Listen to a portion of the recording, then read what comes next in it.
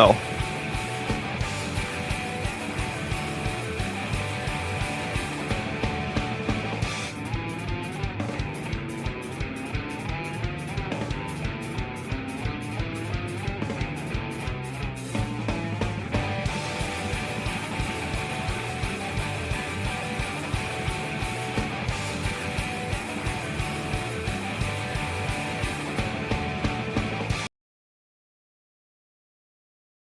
What's up? What's up? What's up? Neither of us were sure who was going to do the intro. Oh, shit. Normally, I just let Gavin do it, but today I jumped in. I took the wheel. Yo, what's up, dude? How's it going?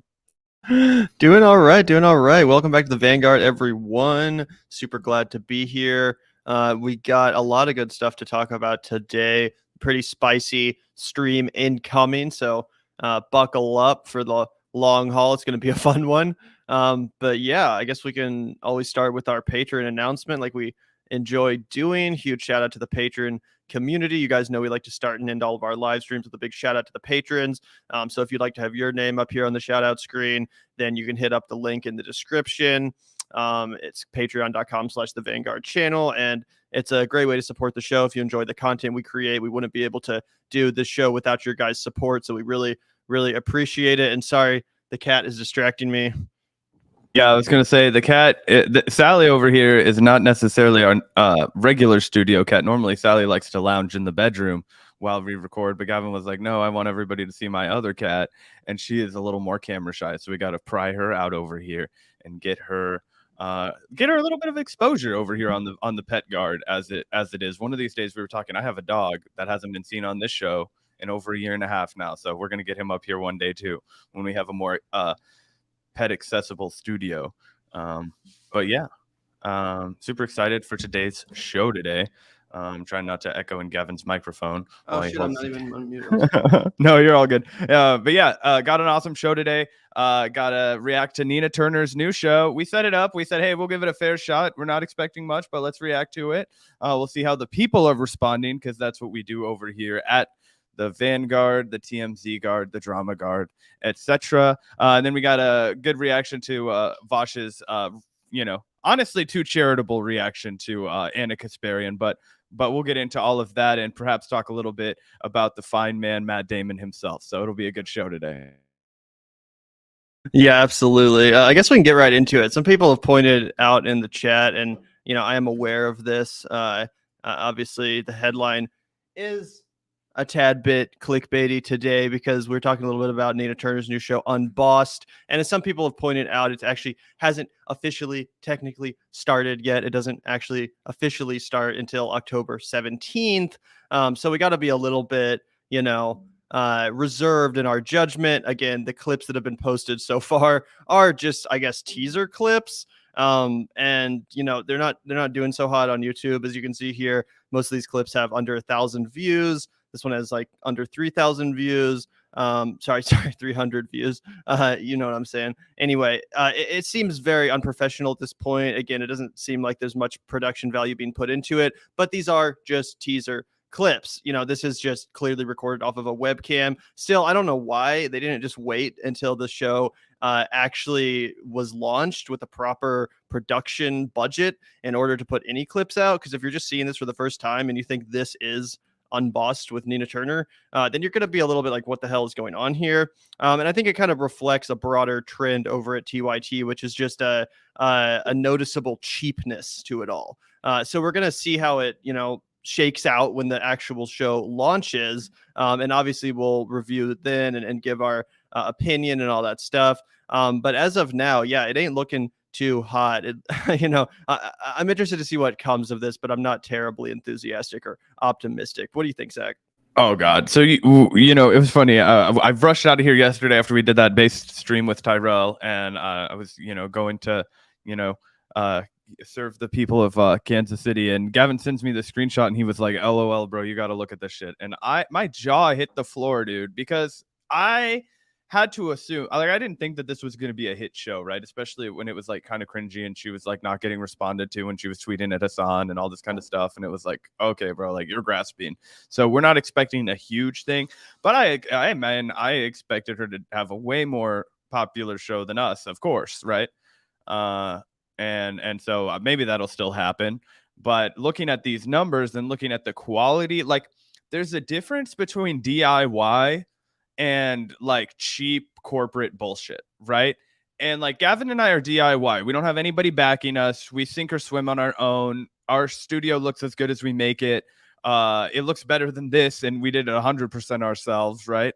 And so people are like, okay, well, we'll deal with it when Zach screams too much and it pops in his audio or whatever the fuck happens. Like, you guys don't have a sound guy, and we like it that way because, we know you guys aren't bossed. LOL, right? At the irony there.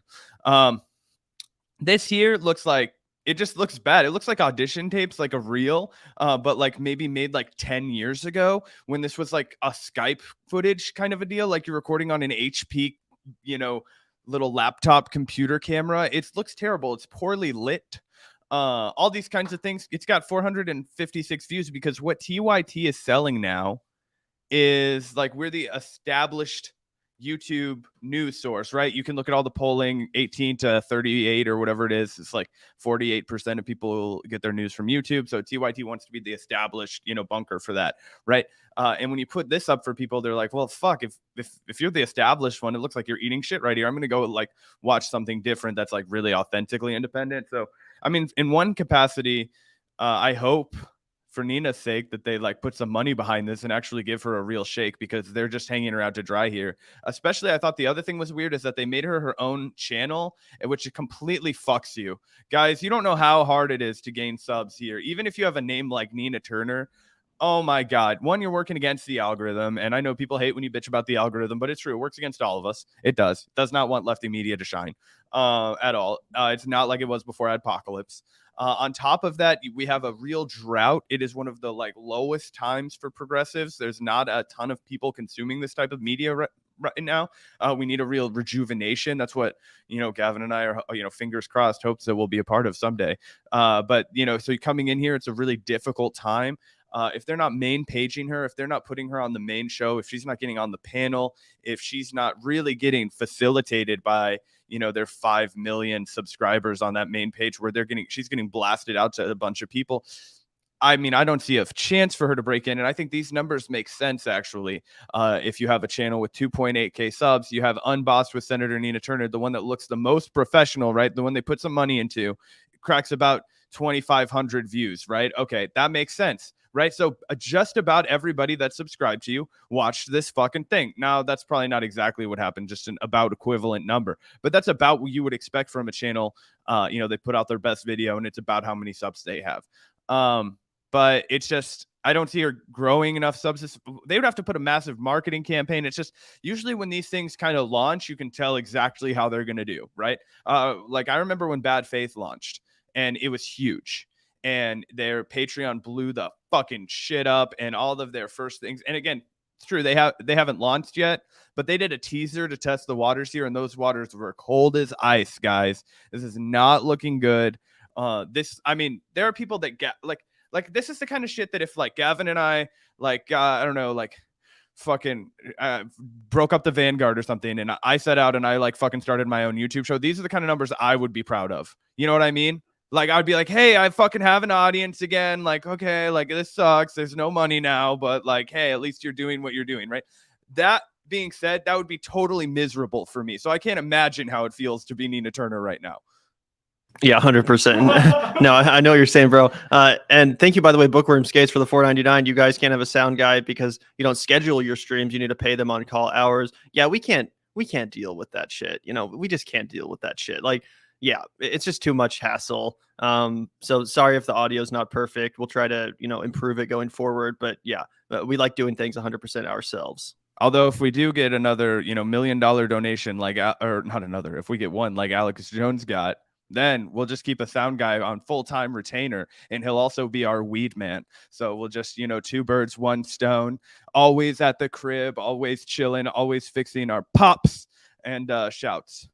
Yeah, absolutely. Thank you so much, Bookworm Skates. That we really appreciate seeing you in the chat as always. And yeah, this opens up a kind of broader conversation that I wanted to have about TYT, because to be honest, TYT is one of the reasons why I got into this whole space in the first place, the online left media ecosystem back in 2016 when Bernie Sanders was ascendant, real excitement. TYT was providing something that no other show was, straight up. And despite how much they've gone downhill since, I still do to this day miss the setup. I miss the live panel reacting to, Bernie Sanders winning Michigan, or, debate night, stuff like that. It was a really good show. And I know if you guys just started paying attention to left online media in the last couple months or even the last year or two, you might be like, really, TYT kind of sucks. Why would you say that? You miss it. What? But trust me, if you guys were there at the time, there's a lot more diversity of opinion on the panel. Obviously they had guys like Jordan Sheraton and Jimmy Dore, who at the time was way less cringe.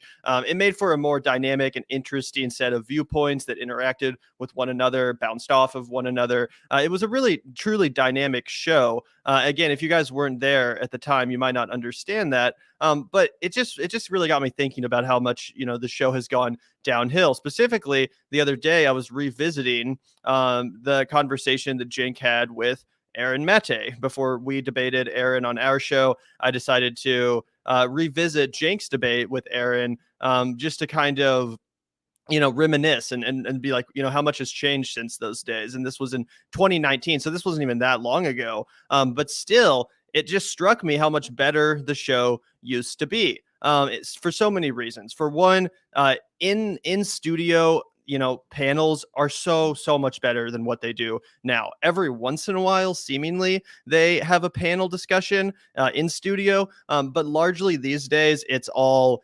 Skyped in from, remote locations with these shitty backgrounds behind the hosts. And again, if you go back and look at this, look how beautifully lit this set is. Look how nice and colorful the background is. I remember watching this show and, really enjoying the aesthetic quality of it. But obviously, more importantly than that, again, Cenk and the crew were seemingly a lot less afraid to have on people with differing viewpoints, with ideological disagreements. I remember they did a debate between third-party candidates, Jill Stein and Gary Johnson. Again, they were actually programming interesting content that was more exciting and, intellectually engaging, at least to me. And again, just look at the quality of the set. The lighting is really good. It's colorful. This is a good conversation between two people that obviously disagree on a lot, but it was a great conversation. I remember watching it when it happened. Now you compare that to what the show is like today. Here, let me pull up another clip, just a random one I picked off of their homepage. This one's about anti-abortion zealots. And just, I mean, it's just lame. It's like the content's not as good. There's less of a in-person dynamic because obviously they're not in person. They're just talking to each other over Skype. It seems like so much has been lost in translation. And, that might seem kind of a petty or shallow thing to have beef with. Oh, you don't like the backgrounds of the set anymore. But I think it really speaks to the amount of effort that they're putting into the show overall. And it just seems a lot lazier. It seems a lot cheaper. And a lot less intellectually engaging, like I said, because they refuse to have on more people with differing intellectual perspectives. And unfortunately, I fear that Nina Turner's new show is only going to add to that echo chamber.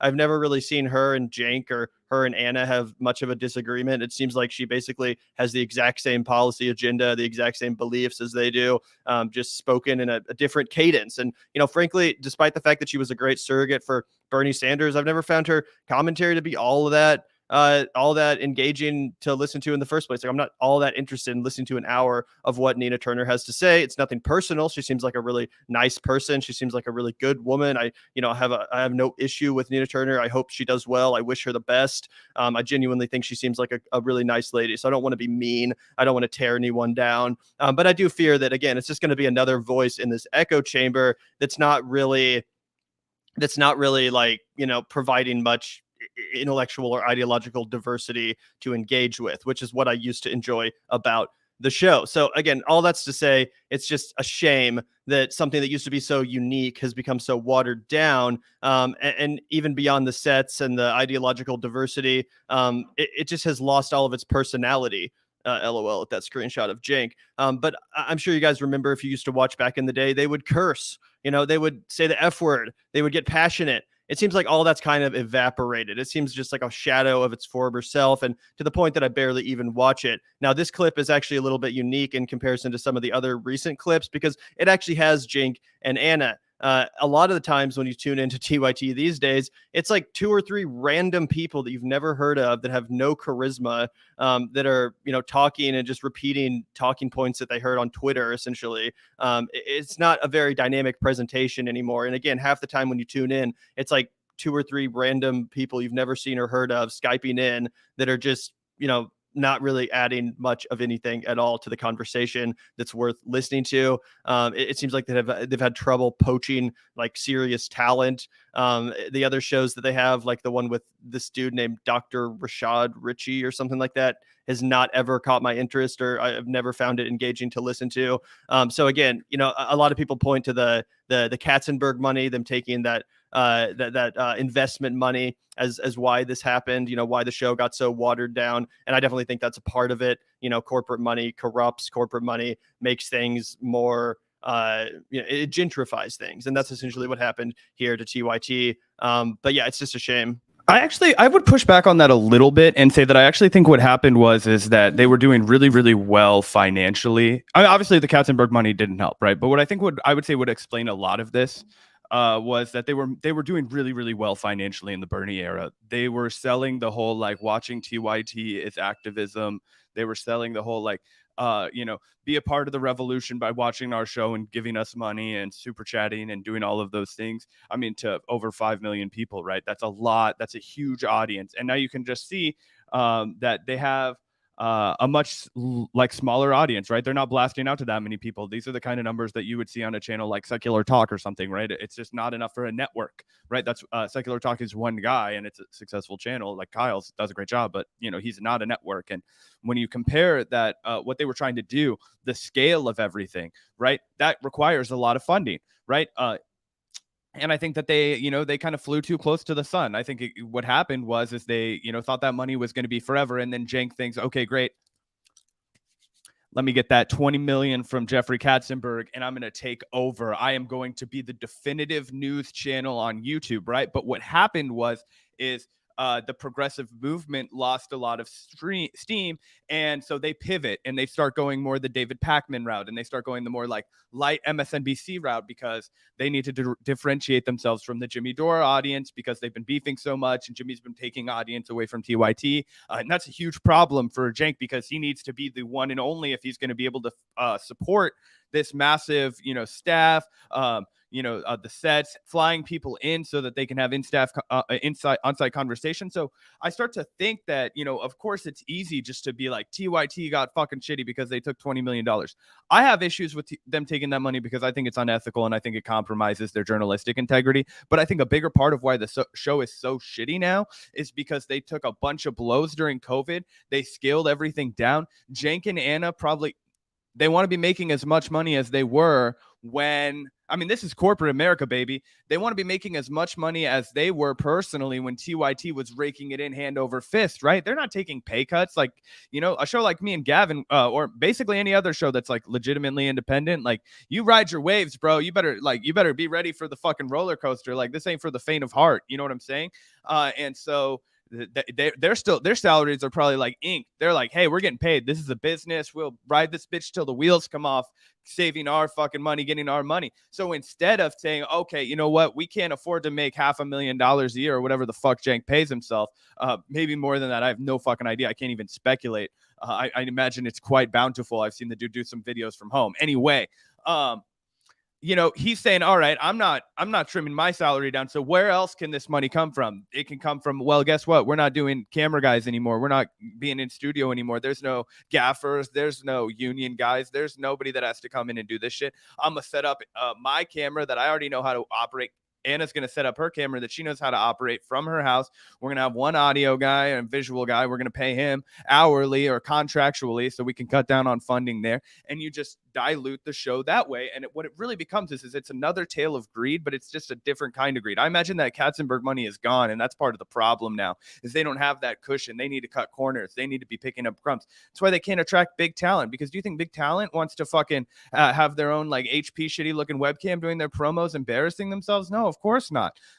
You know, they want somebody to build a fucking studio in their basement, like RT would have done back in the day. Say, we want you to fucking do this, so we're gonna make it look awesome. We're gonna give you a contract deal. Like, that's what, if you want to play ball like that with the big leagues, then you got to play ball like that with the big leagues. The problem is that they can't play ball anymore. They don't have the bread. And so you know, they're showing the consequences now. Right. And I think also that we have to talk about COVID. That also, you know, was a big reason why they did start doing the show differently. But guys, you know, come on. Come on, guys. We got to get back to normal now. Like, you got to get back in the studio if you want to have a compelling show like you used to. At least that's my opinion. That's what most other shows have done at this point. Again, it just seems cheap. It seems lazy. It's a shadow of its former self. And as Addy, the bug catcher, says, thank you so much for the $5. 2015 to 2016, TYT was epic. They were fun to watch, full of nuance, successful, and played a huge role in Bernie's rise in popularity. That's definitely true. Like I said, used to be a huge fan back in the day. And honestly, I wish it would return to its former glory. I wish they would have on more people that had, you know, differing viewpoints to push back in the echo chamber that has been created there. I wish that there was more panel discussions that are in person. You know, if anything, I wish Nina Turner would just become a regular member on the panel and they would go back to doing it in person. Again, I just, hopefully she proves me wrong. I don't think that her new show is going to get very high numbers. I don't think that many people are going to tune into it. Hopefully I'm wrong. You know, again, I like Nina Turner, but it just doesn't seem like that's the way it's going to go, unfortunately. And it seems like they made a lot of poor decisions in that regard. So yeah, I totally agree with you, Addy. Yeah, and I also think that part of it, and again, I didn't want to be mean, so I didn't bring this up too much, but I do think part of it is that people don't want to see politicians become streamers at the end of the day. I just think that people don't like that. I just think I haven't seen it really be that successful. And I just think it seems like a fallback that's easy because people see it as you used your popularity to fucking cash in. And that's not what somebody wants. It's no different than writing a book after your fucking shit is over. Like, you know, you better keep up the hustle. Like if Bernie Sanders after 2016 had written 3 books, bought 2 houses and retired, I would have been a little pissy about that. I would have said, hey man, you got movement behind you. You know what I'm saying? But he gave it the second go and I'm still pissy about it. But anyway, yeah. So thank you, Addy. I agree 100% that it's just way better to get, like, how much better do you think that Brianna Joy great conversation would have been if they just flown her into the studio? You have to look each other fucking in the eyes, right?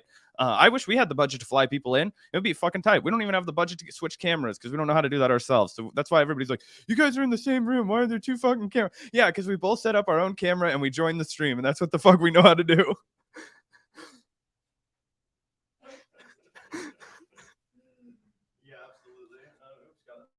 Yeah, a little inside behind the scenes look at the studio. But yeah, thank you also, Kelly, so much for the $4.99. TYT back in 2015-16 was such a wonderful getaway, and the network for the left. It's heartbreaking what happened. Simpler times. It really is. It really is heartbreaking.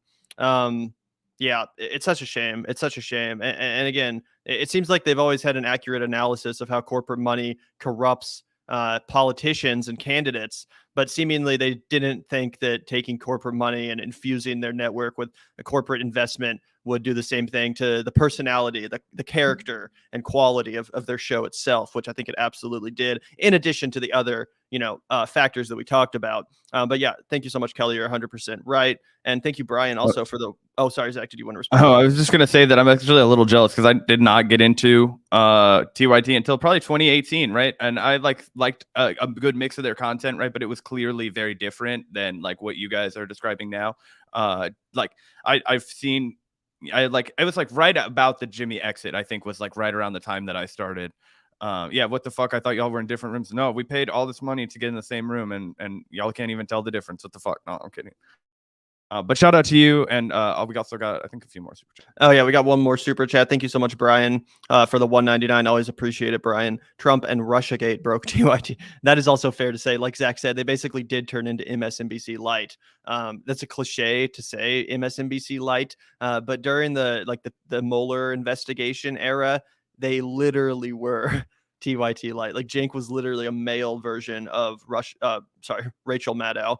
Just you know, going full full MSNBC on a nightly basis. Tick, tick, tick, tick. The walls are closing in, trying to reel people back in. They're going to get him. They're going to get him. Mueller's going to take down Trump. Yeah, it was absolutely ridiculous. And here's the thing. If they hadn't gone down with Russiagate and they would have actually just harped on Trump's actual crimes day in and day out, I would have been so down with that. Gavin and I are not like these Trump people. Like I hate people on the left that try and pretend that Trump wasn't a monster. Like let's not pretend anybody that's president's not a monster, right? They're all fucking terrible and they all committed a bunch of crimes. Let's go after them for the real crimes they did. He didn't fucking conspire with Russia to fucking win the election. He won because of very tangible reasons in this country that we should be deeply ashamed of and that need to be resolved, right?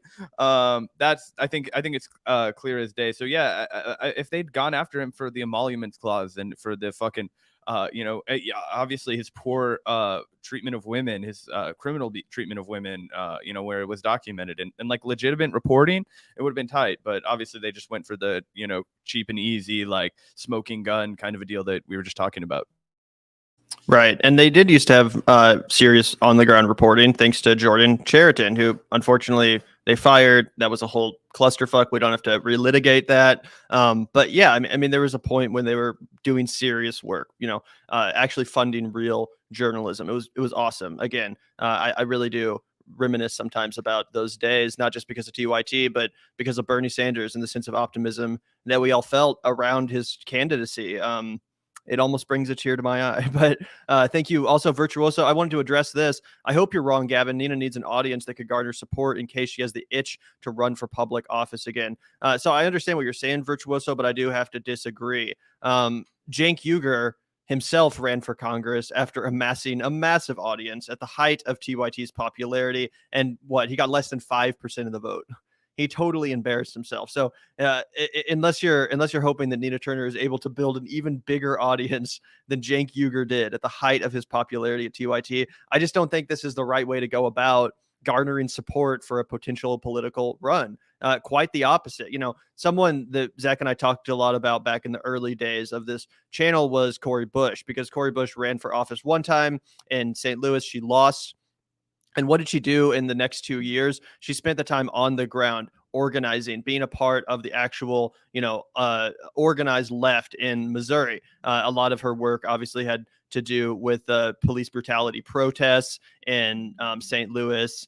And she actually carved out a niche for herself as an organizer, as a presence in these left spaces. She didn't do it by broadcasting to TYT and talking about politics on the internet, and obviously Cori Bush has let us down in some ways. And I'm not saying that she's perfect or whatever, but I'm saying that that's the right way to actually garner support if you want to run for office, is to be an on the ground presence, be a part of these political organizations and of political organizing itself. Having a podcast, having a YouTube show, is not going to get you there. Unfortunately, again, you could have 100,000 listeners, you could have 500,000 regular viewers, but it's not going to translate into electoral support. Honestly, that's the harsh reality of the situation. And I think that if she really wanted to be a public servant, again, she should actually be on the ground doing public service, not talking into a webcam for TYT. Bro, again, not that I'm above that. That's what I do, but I'm not out here trying to become a politician or become a public servant either. Yeah, that's what I've been saying the whole time. People don't want to see this shit, right? Like, people don't want to see it. They don't think like look, Gavin and I do this because we like doing it. We think it's entertaining, but we're not out here telling you every day that this is activism sitting on our show. No, it's not. We're fucking giving you our fucking hot takes, and we're talking to you. Like, it's great if you're humping a job and you need some audio content and you want to listen to some fiery shit with people that agree with you. That's what the fuck we're here for. We're not here to fucking promote ourselves so that we can become president one day. I would never fucking become president. I would swallow cyanide capsules after I got to see all the cool shit.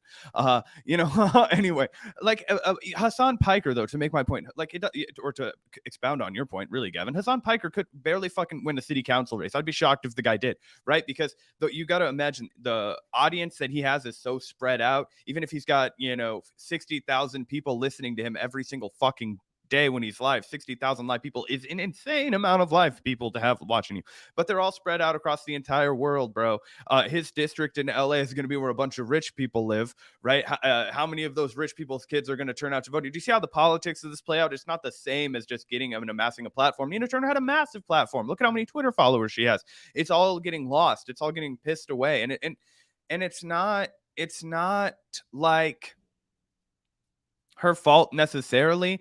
It's not that she's like a bad speaker per se, or that she's so bad that she's like causing the downfall or participating in the downfall of TYT. I'm not trying to be like over dramatic. It's just that she herself is not gonna like be able to like rise out of it. It's so fucking competitive, guys, to get into commentary. Like Gavin and I are still like looking over our shoulders, waiting for the fucking boot to drop. Like it's so hard to do this for a living. And I don't know. I just think that people, if they think of you like a fucking politician, you're already fucked, because they don't trust you to be a fucking authentic version of yourself, and they think of Nina as a failed politician. So I think she's gonna really struggle on YouTube. I think that's well said. And again, nothing against Nina Turner personally. I'm sure she's a great person. We'd happily have her on our show to talk to her about whatever. It's not like we have any beef.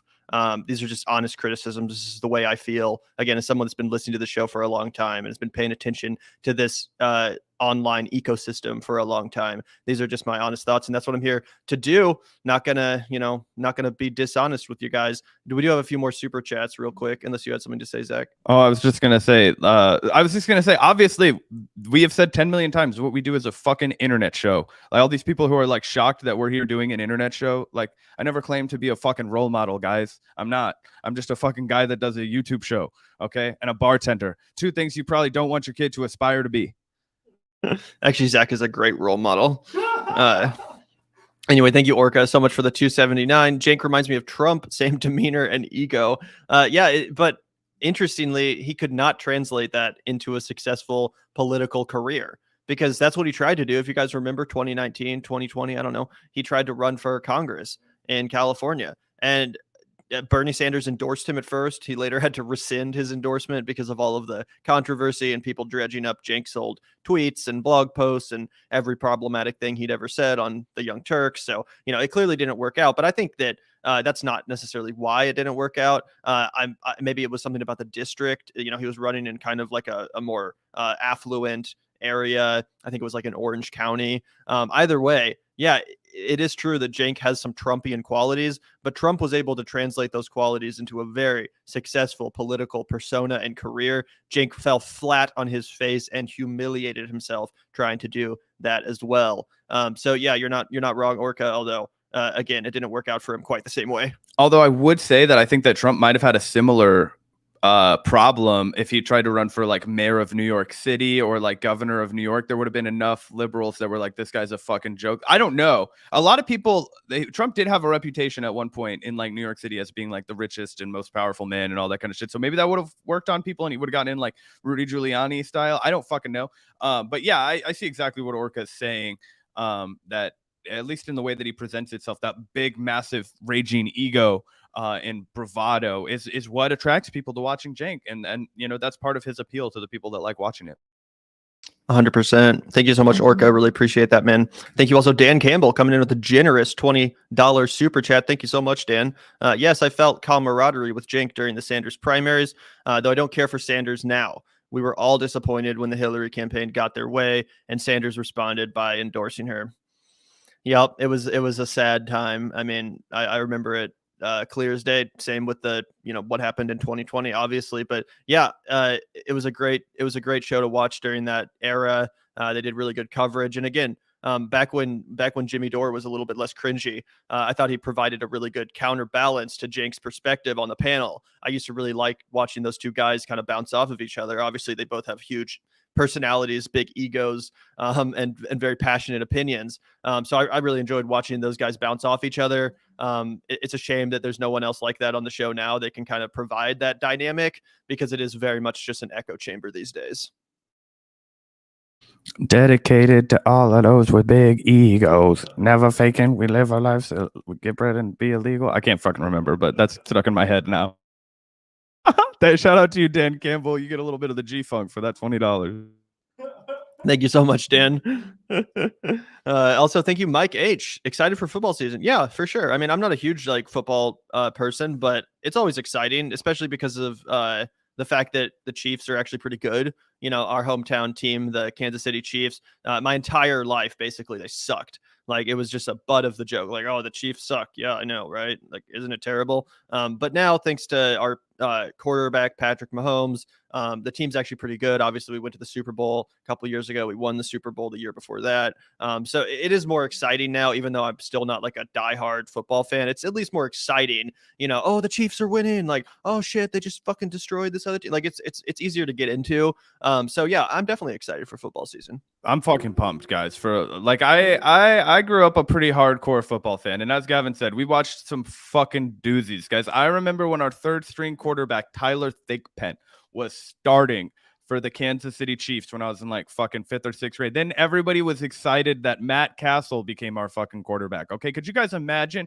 And then the best quarterback that we had in my entire fucking life, probably, it's a toss-up, probably between Trent Green and Alex Smith, right? Neither of them were really like big playoff guys. Alex Smith always choked, but he was a good quarterback. Alex Smith, he takes a lot of shit, but he was a good quarterback. Then we get Patrick Mahomes, and it is like a game changer, guys. Holy shit. It was like, oh my God, we are going to be capable of being a dynasty team. Now, there's people, haters, we like to call them around here, that are like, oh, Mahomes had a kid. He got fat. He has a beer belly. Like, he's not going to come back. No, sir. I think we've thinned up the team. Got some new firepower for Mahomes. I'm fucking excited. I'm going to drag Gavin to his first ever Chiefs game. You guys got to shame Gavin. He's from Kansas City, lived here his whole life. The man's never been to a Chiefs game. I was like, oh, bro, let's fucking go. Oh, don't you want to just watch it on TV? No, you got to fucking get in there. You got to get fucking hammered. Fight somebody from the other team, dude. That's the Midwestern way. Honestly, I'd have no problem if it wasn't so goddamn expensive. The fucking football tickets are like $100. Oh, you drink like 30 beers before you buy your ticket, and then you're just like, worry about it, you know, later. Yeah, no, I mean, I'm definitely down to go. Again, it's just such a fucking investment. It's like, what the fuck? I like going to baseball games because they're like $10. You know, go see the Royals play, and it's like fucking $10. It's so great. But yeah, speaking of the fucking Royals, actually, I bet on the Arizona Diamondbacks last night because I was bored as shit, and so my homie and I were like, oh fuck, let's just place a bet on the fucking baseball game. I was like, what should we bet on? He was like, betting against the Royals is always a surefire W. I was like, yeah, fucking take the Diamondbacks by 2. Fuck it. Royals come out of nowhere and beat the Arizona Diamondbacks by 3 runs. I was like, God damn it. Damn. Yeah, did that happen the other day too when you were literally at the Royals game? Yes, dude. I've been catching a line of L's in sports gambling. I'm waiting for football season. That's when I make all my money back. I don't know. At least you have those predicted bets. Those are doing pretty well for you. Trump has not been indicted yet. We got 5 days left? Bro, I will show everybody my punch out card on Predict It. I'm up 5 for 5. I placed 5 fucking predictions like months ago, and they are all 5 about to come true. So I can show you my report card when I tell you guys you're getting some pretty good political prognostication from this noggin up here. Yeah, Zach bet on Trump not being indicted by September 1st. And when the FBI raid happened, I was like, oh shit, bro, he's gonna get indicted. Still hasn't happened yet, so we'll see. We got like 5 more days for the FBI to indict Donald Trump. But yeah, I don't think it's gonna happen. And sorry guys, we're about to move on to our next story. I know we're off in the weeds, so stay with us. But thank you so much, also Michael, for the $10. Katzenberg pumped 20 million, and Buddy Romer gave 4 million to TYT. How will they ever get their money / a profit from TYT? I don't think it was ever a partial investment. I think it was a purchase. Well, that's definitely one way to look at it, Michael. And I can definitely see why you'd say that. I do think that there was this idea that TYT might be able to become more of like a mainstream kind of cable news show, like not literally on cable. But I remember there's a time when, you know, they were like really plugging the fact that, oh, now you can download the TYT app on your phone or on like a Roku TV. You know, you can play it on your television. Like, so I think they were really trying to transition into this new era where it was like, oh, now TYT can be played at a restaurant on a TV. Cenk would say, like, if you own a business, play TYT on your fucking monitors and shit like that. So I think they really like naively thought that was going to be possible and they could actually compete with, you know, some of the bigger names in news and kind of transition away from being like independent muckrakers and actually become more like professional mainstays of political commentary that wasn't just relegated to the online ecosystem. And that clearly didn't work out. But that being said, it's kind of hard to deny the optics of what ended up actually happening too, Michael, as you say.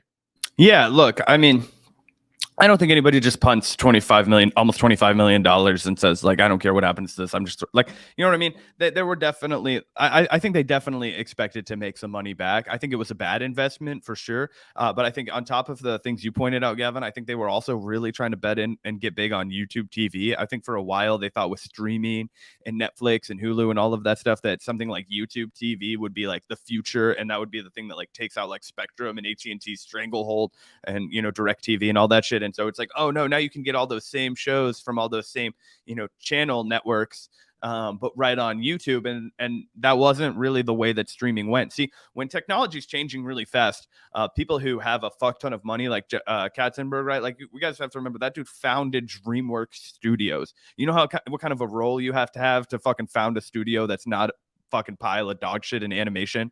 Like to make good animated movies is fucking expensive. So setting that aside, like, I mean, you have to have a shit ton of money to make like, you know, 3D animate, even though they fucking massively underpay their animators. Let's not get into that. That's a side thing. Anyway, so he has a fat role and he is trying to use it to make it bigger, right? So you have to take shots, right? That's what he's doing. And he's betting. Essentially, it's gambling for rich fuckers. And he's saying, okay, this is the biggest news style channel on YouTube. Am I betting on, you know, TYT, or am I betting on news and the success on YouTube and this being the dynamic that takes over? I think that's more how they got the money. Jank wheeling and dealing. From everything about the guy, I could imagine him being really savvy at the negotiating table with his lawyers, bro. Like that seems like kind of like Trump. You know what I'm saying? Like that dude, I feel like he's ruthless when it comes to the business side of that fucking ruthless. Well, yeah, I mean, he tried to bust his own union. Yeah, no doubt about it. Aggressive. 100%. So look, these things about Jenkins, I don't think that they were just paying him hush money. That doesn't make sense for Jenk's character to me. It doesn't like pan out. I think Jenk genuinely convinced them that this was a massive business opportunity. And obviously he was out there selling a rosy picture. Jenk thought he had the fucking world by the balls. I think he genuinely thought TYT was going to become the next MSNBC on the internet where all young people got their news. This is the kind of vision that he's portraying for these people, guys. You have to remember how investors and business, I spent time with these people. I worked at a fucking VC, guys. I know how these fuckers come in. They will paint you a fucking portrait of roses and daffodils and all this kind of shit. And it's like, guarantee you're going to be rich as shit with me, bro. That's my imagining of what happened. I think that's fair to say. Thank you so much, Michael. We always appreciate your comments and super chats. Thank you so much. Thank you, George, for the super kind 279 super chat. Have a good afternoon, guys. Right back at you, George. Thanks so much, comrade. Yeah, I really like that. I think that's a donkey right in there. That's a cute donkey. I hope that's your pet, George. Yeah, that is a cute ass donkey. Anyway, thank you so much, George. Appreciate it. Thank you, Addy, once again for the $10. Really appreciate that, Addy. Not really related to TYT, but who, according to you, would be a good presidential candidate representing the left for 2024? I only see Bernie as worthy. Yeah, I mean, you guys know me. I'm still holding out hope that the old Sandman takes the third whack at it. Third time's the charm. You know what I'm saying? And obviously, you know, any name you throw out, everyone's gonna, oh well, this person, I have this one disagreement with them, so they're invalid, or like, oh, that he's not pure enough, so fuck you, you're a shit lib, or okay, whatever. That being said, I would love to see, I'm not saying it has to be John Fetterman, but I would love to see John Fetterman or someone like John Fetterman bring some of that energy that he's been bringing to that Pennsylvania Senate race, trolling the shit out of Dr. Oz, just absolutely fucking destroying him for the elitist carpetbagging piece of shit that he is. I would love to see some of that energy in a presidential primary. Like if Bernie Sanders could somehow have that energy about him, if, you know, someone like that. Again, I know that everyone is fucking triggered by John Fetterman and there's very serious, qualms with him. I have criticisms too, but the way he has handled Dr. Oz has been a fucking masterclass in how the left should conduct themselves. And again, I know that Fetterman has his issues. I don't agree with him on everything either. But the way he's handled himself and the way he's handled Dr. Oz has been a fucking beauty to watch. It's been amazing to see. And I wish more people on the left, more candidates on the left could harness that kind of aggression and intensity and just refusal to take any bullshit. So I hope that someone like that can run. Yeah, I'm not totally cucked by the liberal half of the Democratic Party who simps for Israel. So I'm not going to get behind. No, I'm kidding. I'm trying to think really hard about who I would pick that's not those two, because those are obviously the layups, right? It's like those two guys, like Bernie Sanders has the past, John Fetterman potentially has some energy moving forward. We've pointed out like how 2 years was as long as fucking Obama had been a senator when he became fucking president, right? I think he'd served like 2 years, not even a full term as a senator, right? I think that's the case. Anyway, so it's not like it's impossible for a guy like John Fetterman to win. And I think it would be infinitely better than another Joe Biden presidency. Obviously, it wouldn't be perfect. It would have a lot of problems, and I would. You're not a dark Brandon acolyte. I'm not a dark Brandon acolyte. No, based Brandon. He cut off $10,000 of my student debt, but that's not going to win in my fucking vote. Again, Jesus Christ. But yeah, I think that outside of those two, it really becomes long ball people. It becomes people that you don't see a real fucking legitimate path to the White House for. You just have like, and in which case I would be totally interested in. I would be totally interested in getting behind a candidate that I thought could take a third party to 5% and have that be my primary issue, right? I would be totally cool with that. But I just think that if we're talking about somebody who could win, right? And since this, Super Chat said, I only see Bernie as worthy. If you think worthy of winning in a crowded primary, I think it's undeniable, guys. Despite the fact that he's fumbled the bag, I can't decide if it would be harder now or easier now. I don't fucking know. We'd have to watch the fucking cookie crumble, right? I don't know. I don't think anybody besides Fetterman could get in there and have a real shot that I'm even remotely fucking interested in. And I'm trying to think really hard. Like, you guys, like I see Charlie in here being like Matthew Ho should run. Yes, but I said that would be like one of those instances where we're trying to get a third party to 5%. I like Matthew a lot. He's a great guy. We have him on the show. Kashama Sawant can't be president. She wasn't born here. Yes, that's an archaic, fucked up rule, but it's impossible. Lucas Kuntz lost his fucking primary race. There's no way. Ron Kim, Letitia James, these people are all like, they wouldn't win. So I'm talking about somebody who has a chance at winning. Otherwise, yeah, of course, then I'm way behind Matthew Ho if he wants to run as like a Green Party candidate. I just don't know if that would be something that overnight he could, turn into somebody that can compete against a machine. I don't think he would tell you that. Like, you need to build something if somebody's going to overcome those obstacles like the Democratic and the GOP, machines like fucking eating you alive if they think you're going to become a threat for president. I mean, anyway, I'm not saying it's impossible, but I'm saying you need to have serious name recognition if you're going to draw anything close to like 20% and sway an election. Yeah, dude, 100%. I totally agree with that. Unfortunately, there's no like clear option. Although, again, if we're really talking about a field of Kamala Harris and fucking Pete Buttigieg, then like, yeah, I'd rather have Bernie in there than no progressive. Like, I'd rather have at least one progressive option. Fucking crucify me, I know. Rad lib Gavin. Showing my true rad lib colors. Thank you, by the way, Climax, so much for the $2. One of your OG fans. Hope you get back up to 27K. We hope so too, Climax. Thank you so much. That's great to hear from an OG fan, someone that's been listening for a while. We hope you've enjoyed our channel.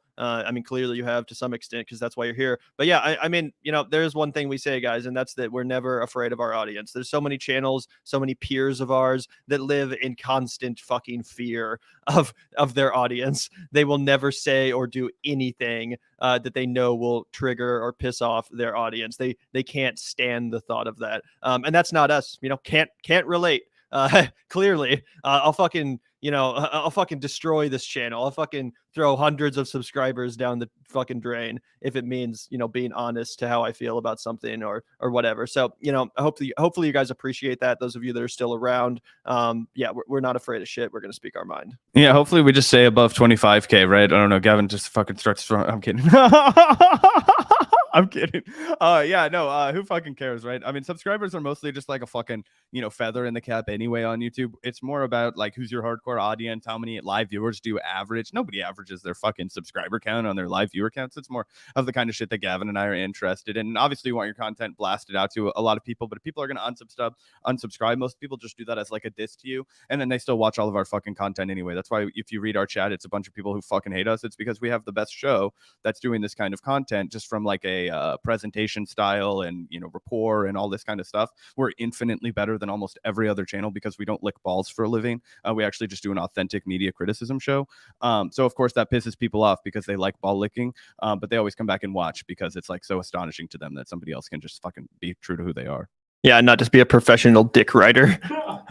Anyway, thank you so much, Kelly. Also, and again, really appreciate that super chat, Climax. Really do. You both should write a book on this. Oh, so true. I'm guessing you're talking about the TYT thing. I don't know if we're the right people to do that, but I would absolutely read that book. I'll tell you that. It's a fascinating story. You know, especially if it was written by someone from the inside. I think that would be awesome. I would totally read that book. Yeah, 100%. And also, yeah, Gavin and I used to write a fuck ton of content that I still have saved in a Google Drive as like one long, massive like PDF. So if we ever blow the fuck up and people are just like fucking itching at us to publish something, we have that in our back corner anyway. So you're probably never going to get an authentic book out of us. That would take a lot of work. Yeah, exactly. Anyway, thank you so much, Kelly. Really appreciate it. Thank you, Addie. And we're about to move on, guys. Sit tight. We're about to move on. Addie the Buckcatcher, thank you so much for the $10. The thing I love about Bernie is that he has been consistent on issues for decades. New folks come, they seem exciting, they get elected, and then they change. Bernie doesn't and hasn't changed. That's exactly his appeal. That has always been his appeal as a candidate. You know, it's not like he just popped onto the scene 5 minutes ago with all of these flashy promises. Like, no, the dude's been there for fucking decades. He's been consistent in his values, even if he's not a goddamn revolutionary like some people want him to be. You know, he still has been very consistent. He's clearly one of the few honest politicians in Washington. And that's his appeal. That's why people were so excited about him in the first place. I remember when Bernie Sanders was running for president, like when he declared his candidacy in 2015. When everyone thought Hillary was just like, you know, going to be coronated and there would be no serious competition. I remember the first thing I ever heard about Bernie Sanders before even hearing about Medicare for all or free college or any of his policy positions. I didn't even know who the fuck this guy was. And I was at like Chipotle or something like that. And someone was like, hey, do you hear about Bernie Sanders? There's actually an honest politician running for president. And I was like, really? Like what? Because in my lifetime, you know, that had never been an option. We never had that a candidate to get excited about in any way, shape, or form. So I was like, seriously, there's an honest politician. What is that? What? And then I obviously looked into Bernie and I realized why everyone was so excited about him. But yeah, you're 100% right, Eddie. Yeah, I think that's also his downfall, though, right? I think it's the two sides to the coin, right? Yes, of course, he hasn't changed for his entire career. He has been stubborn. He has been exactly rooted in his ways. That's why he endorsed Hillary Clinton. That's why he endorsed Joe Biden enthusiastically, and that's what cost him the elections both times. And so, what's problematic for me to get behind Bernie again is just like I don't know. I mean, it's tough, right? Because you can't say with any kind of certainty, right, if this is a perfect primary for him to get into because the Democrats are weak and wounded. But I mean, we kind of thought that about the Hillary Clinton campaign, and then they just robbed him from him. So it's like, well, of course you don't want to just give in to that robbery and let the Democrats just control their own primary because they're one of the major two parties and players. And, you know, it kind of feels like forfeiting an opportunity at least to seize power. But, you know, the amount of resources that go in, you know, it's something that you have to weigh. And I think when it comes to the Bernie Sanders situation, you know, part of his promise and part of his whole shtick is that he won't change, and he needs to change if he was going to win the election. He needed to change his habits. He needed to be more cutthroat. He needed to go for the fucking, you know, final punches, like take out the throat. I don't fucking know. He needed to do something a lot more vicious. He needed to not reprimand Zephyr Teachout when she called Joe Biden corrupt. He needed to double down and say, this man is corrupt. That's why I'm the only option for president. Look at how uncorrupt I am. And the fact that he wouldn't just go like a smudge further, right? It held him back so much. And the other thing that's a problem is that when you look at the ambitious scope of the policy that Bernie Sanders was talking about, the massive change that it would give to people, and then you look at a guy that doesn't seem like he has that much fight in him when he's talking to his opponents. It's like, how are you going to show that fight on the Senate floor and in the, you know, congressional halls to fucking whip votes for you? It's like, you got to be fucking brutal. And the American people want to see that. So even if Bernie would have been prepared to do that behind the scenes, the American people didn't get to see that, and they won't get to see that if he runs again. So I think it's a I don't know. It's a double-edged sword is what I'm saying. Yeah, that's why I was saying I wish he had like the John Fetterman instincts of just being totally vicious, going for the jugular, no holds barred, no regard for civility. That's what I want to see out of a Bernie style candidate. So anyway, that's why he would make the perfect VP. I think John Fetterman would make the perfect VP candidate, and I think that they should announce fucking early that they're running. If they did it, they should announce fucking early that they're running as a joint ticket, because it's youth and age, it's spunk, and it's consistency, right? It is fucking, I know exactly how to ruthlessly fucking destroy everybody on the internet, hollowly expose your opponents in a way that you don't have to do. I am your attack dog, and I will do it loyally, right? And, you know, I will get behind all your policies, Bernie. Like, that would be the one thing that would make me excited about a Democratic ticket. And even though and people want to talk about Fetterman's terrible views on Israel. Well, Bernie Sanders also has some kind of cringy views on Israel. So yeah, and that's the unfortunate part. But thank you so much, Addy. We really appreciate that. Thank you also, the Red Robin, for the 179. Katzenberg money and TYT to kill it. Money was all it needed to die. I mean, yeah, whether or not that was the intended effect, that's certainly basically what happened. They basically gentrified the show with a bunch of corporate cash, robbed it of its personality, robbed it of its edginess, and now it's a shadow of its former self. Yeah, and it also got, I imagine, too big for them to financially sustain it. So I don't think it was like an intentional plot to kill it when they took the Katzenberg money. I think it was a plot to expand it, but that over expansion is what led to its downfall. 100%. And thank you, Dieter McBusiness, so much. Where can I find good data on policy polls? Can only find numbers on Medicare for all and abortion. I'll be back more now that summer on Cape Cod is over. Well, that sounds absolutely lovely. I bet that was awesome being on Cape Cod during the summer. So yeah, appreciate seeing you in the chat, Dieter. And where can you find good data on policy polls? I mean, Real Clear Politics usually has some good polling aggregates. Other than that, you just got to go to the actual, polling websites, whether it's, what are the fucking polls called? Harris X, Hill Harris X, and all those polls. You just got to seek them out. Trafalgar, yeah. That's a Republican polling center. Actually, they were actually damn good in the 2020 presidential election polling. I will say they forecast it pretty well. Yeah, agreed. But yeah, I think that's it for Super Chats now. Sorry we got off in the weeds, guys. We're about to get back into our next story. Do you want to dive right into this Vaush v. Ana Kasparian? Yeah, let's just double up on the TYT shit, and then we have a little treat for you guys at the end. Yeah, absolutely. So yeah, let's take a look here. As you guys know, we commented on it. A lot of people were giving Ana Kasparian a lot of shit recently for her tough on crime takes. And Vaush actually reacted to said takes and gave his opinion. Now, this is extra interesting because Ana Kasparian and Vaush have a seemingly pretty friendly relationship. She's been on his show. They've done interviews together. I've seen, her reply to him on Twitter and vice versa. Seems like they're chill. Seems like they're homies. So the fact that Vaush actually came with some serious criticism here, I thought was interesting. Again, it's not just people like me and Zach who are kind of known as TYT haters. It's not just us that we're calling out Ana.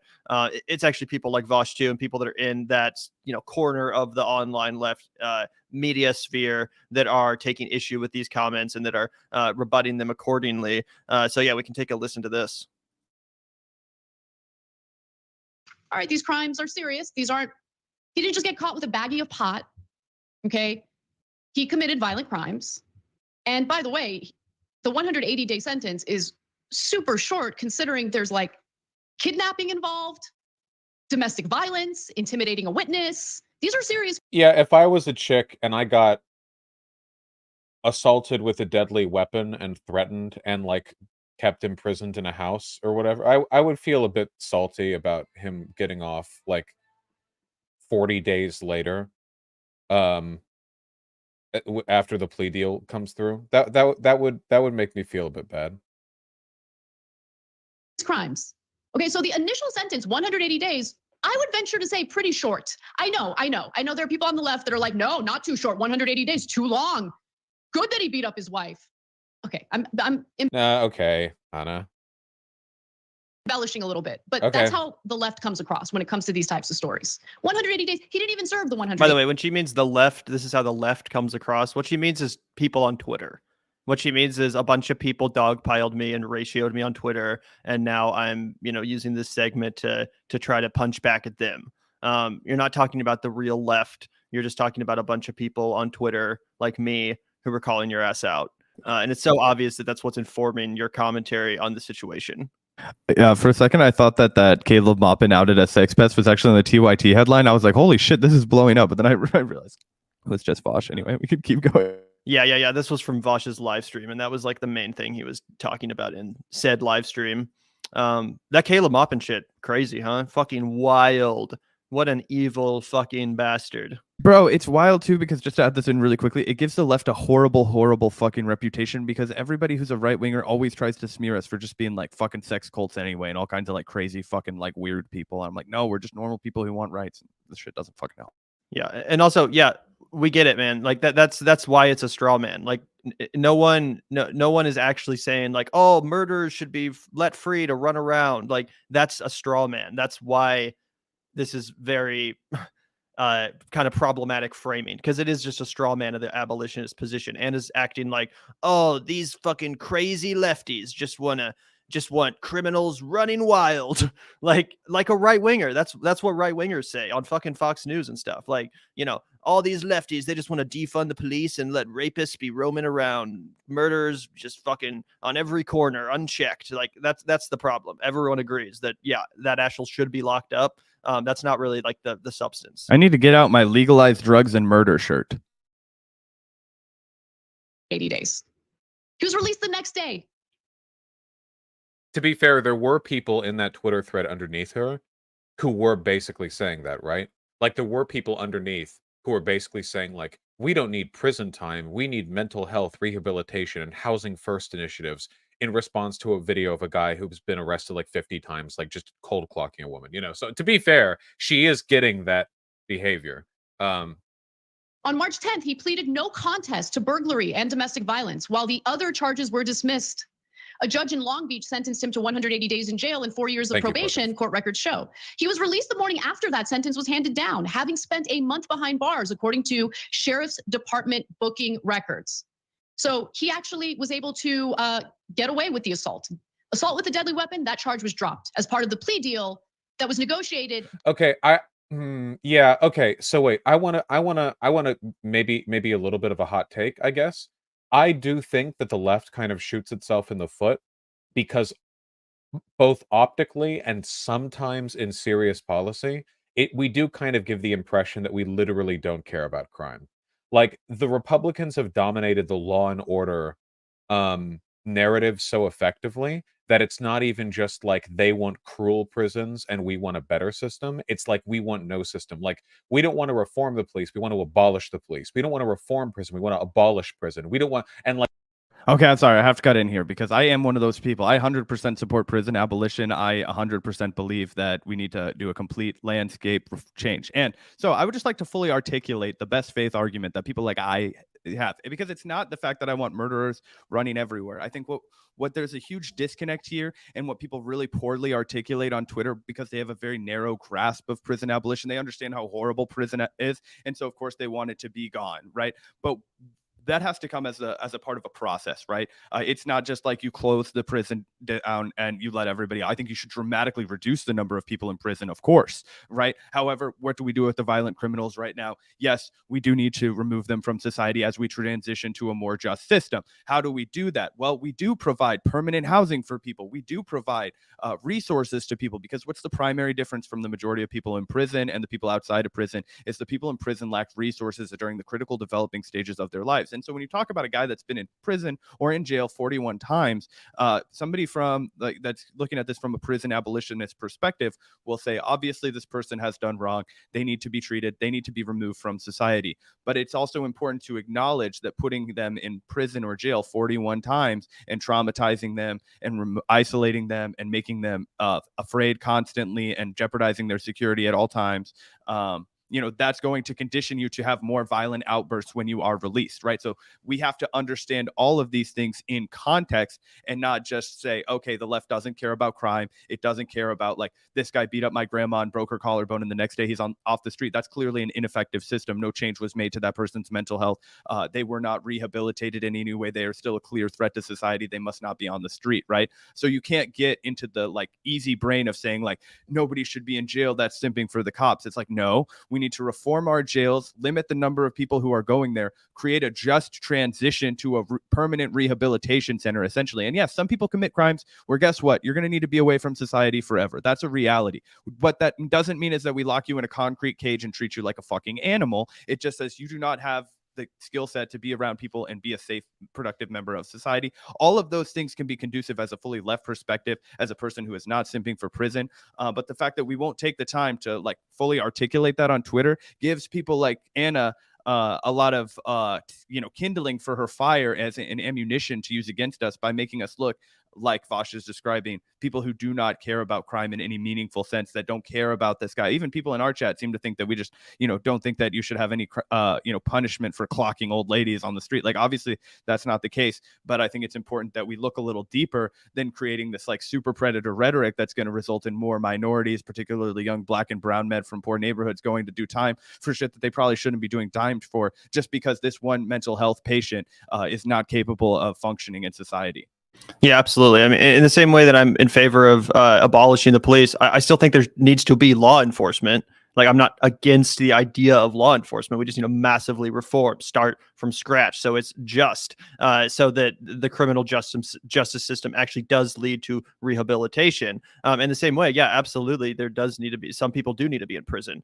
Obviously, no one on the left is going to deny that. I don't think murderers and repeat offenders and rapists should just be out on the streets. But the point is that right now, the prison system is an industrial for-profit system that literally profits off of people staying there as long as possible. Sometimes that are there when they shouldn't be. Sometimes innocent people. So yeah, when we talk about abolishing prison, we need to start from scratch. Obviously, yeah, prisons are a thing that need to exist. We just need to massively rethink how we do them. I think we can look to other countries like Norway, for example, as examples of better models for incarceration, more humane models, phasing out things like solitary confinement, for example, because if we're just punishing people by being just as cruel and inhumane as the crimes that they supposedly committed in the first place, that's not a very just society. That's a hypocritical society. But again, no one thinks that repeat offenders and murderers and rapists should just be let free. That is not the position of pretty much anyone, maybe some people. But to act like that's the prevalent position of the left is, in fact, a straw man. Yeah, and the one other thing I wanted to add is that people often have a really black and white, even on the left, a really black and white understanding. They'll be like, violent criminal, jail, non-violent criminal, no jail, right? And it's like, okay, yes, I understand that a violent criminal needs to be removed from the streets, but it's not enough to just have that be your fucking philosophy. And I saw like Ramiam, I know you're a fan of the Vanguard, so I want to respond to you. It's not that we're just like not taking a difficult position here. It's actually that this is massively nuanced, right? If you, you guys know Chris Hedges. I think a lot of people in our audience are familiar with him. He often quotes Emil Durkheim. What Emil Durkheim wrote about was that crime originated. Durkheim was one of the first sociologists, right? And he talked about how crime was created by a lack of resources in society. So as we, adjust our prisons to, suit a more humane model that's more about rehabilitation, we must then simultaneously change the elements of our outer society if we want to prevent the recreation of violent behavior, because if you're resource stricken, you're going to resort to violence as a way of meeting your needs. Yeah, absolutely. Although I do think it's also fair to say that some violent crimes are not a result of that, like rape, for example, like super rich people like Harvey Weinstein are mass rapists. It's not like they're doing that because of societal conditions. And those crimes do need to be punished in a very severe way. So I think that's also fair to say. Yeah, but I think it goes back to that conversation that we were having with Olayemi the other day, where yes, that's true, and that there are people with massive, basically mental illness, right? Like not everybody is going to have the same circumstantial experience, but I just think by and large, if you reduce the level of inequality, you would also see a sharp decline in violent crime, and then those other individuals that are just incapable of under any circumstances not in the case of rape, just fucking doing something violent, of course they need to be removed from society. But all I'm arguing is that you would see a massive decline in that.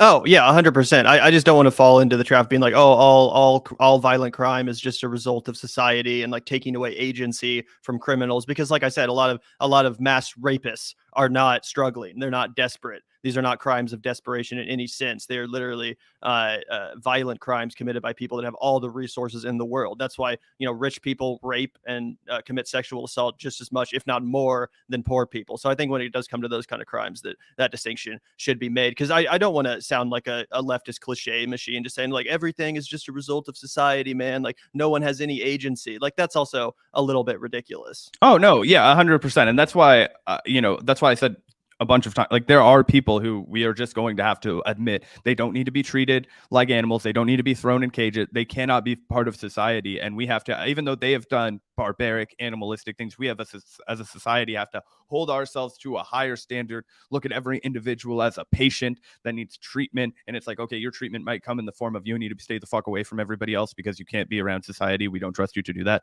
But we don't have to debase ourselves in our own humanity by doing it in the way that we're doing. And I think that's the crux of what most leftists are concerned about. But anyway. Yeah, and by the way, just to respond to you, Mike H, we need to stop saying defund the police, or I think you mean defund the police, not defend, abolish prisons, etc. The left always creates garbage slogans for important issues, and we self-implode. Well, I have to agree and disagree with you, Mike. I think when it comes to activist movements, people in the streets protesting, I don't think there's anything wrong with using phrases like defund the police. Not at all.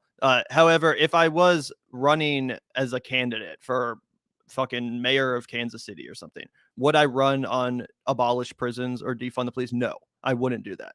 I don't think that's politically savvy. You have part of politics is optics. Part of politics is reaching people that needed to be reached. So yeah, I agree. If you're literally like running for office or something like that, then I agree. You probably shouldn't lean into those kind of slogans unless maybe you live in a very specific district with a very specific demographic. But for the most part, yeah, I can understand where you're coming from. Yeah, look, I do disagree in the sense that, I'm with Gavin. I think it serves a real place in activist communities. And I'll take the harder position of abolish prisons. When I first heard about abolishing prisons, I thought it was fucking crazy. I was like, there's no way about this that makes sense. I roasted my sister for it. I was like, you're fucking crazy. Like, go back to college. This is stupid. I was like 17, right? 5 years later, I'm reading fucking maybe less than that. 3 years later, whatever the fuck. I'm reading Angela Davis's "Our Prisons Obsolete," and what she does with that framework, with that sloganeering, is she makes you envision a different world that's not ruled by the prison industrial complex. She says, let's look at the way the world was before we had prisons, right? Prisons haven't always been here. That's the first fucking glass break to happen. We didn't always have prisons, right? That's not the way we always dealt with it, right? We either killed you or we enslaved you. That was our number one way, or we penalized you financially. Those were like the three things that we did for punishment, right? And so it's like, okay, well, then we got prisons because that was argued for by people, reformists, right? That were saying, no, this is too brutal. We should just keep them away from society. And then that got more barbaric and entrenched. And so it's like, what's the next step beyond that? Because clearly just locking people up doesn't work, right? Otherwise, we would have gotten rid of crime. How do we as philosophers, as activists, envision a world that we can talk to people about in which crime is removed, in which it's not a problem, in which prisons are obsolete? So from that sense, I think it's actually really important to like open people's minds up. It's like, okay, let's not talk about communism because we're not going to see it in our lifetime. It's like, no, you have to open people's minds up to what a life without capitalism is like, even if it's not like the best slogan to run on in the next like fucking primary. Yeah, that's actually a great comparison. Like, yeah, I'm a communist, but if I was running for fucking office in Kansas City, I wouldn't say I'm a communist, vote for me. Like, you're gonna lose. Let's be serious. I think the same thing applies. Anyway, let's watch the rest of this because we haven't even got into the part yet where Vaush actually disagrees with Ana. So far, he's mostly agreed with her, but we're gonna get into the part here in a second where he kind of does pushback. What? Oh, I was just gonna say he's gonna do our heavy. Yeah, exactly.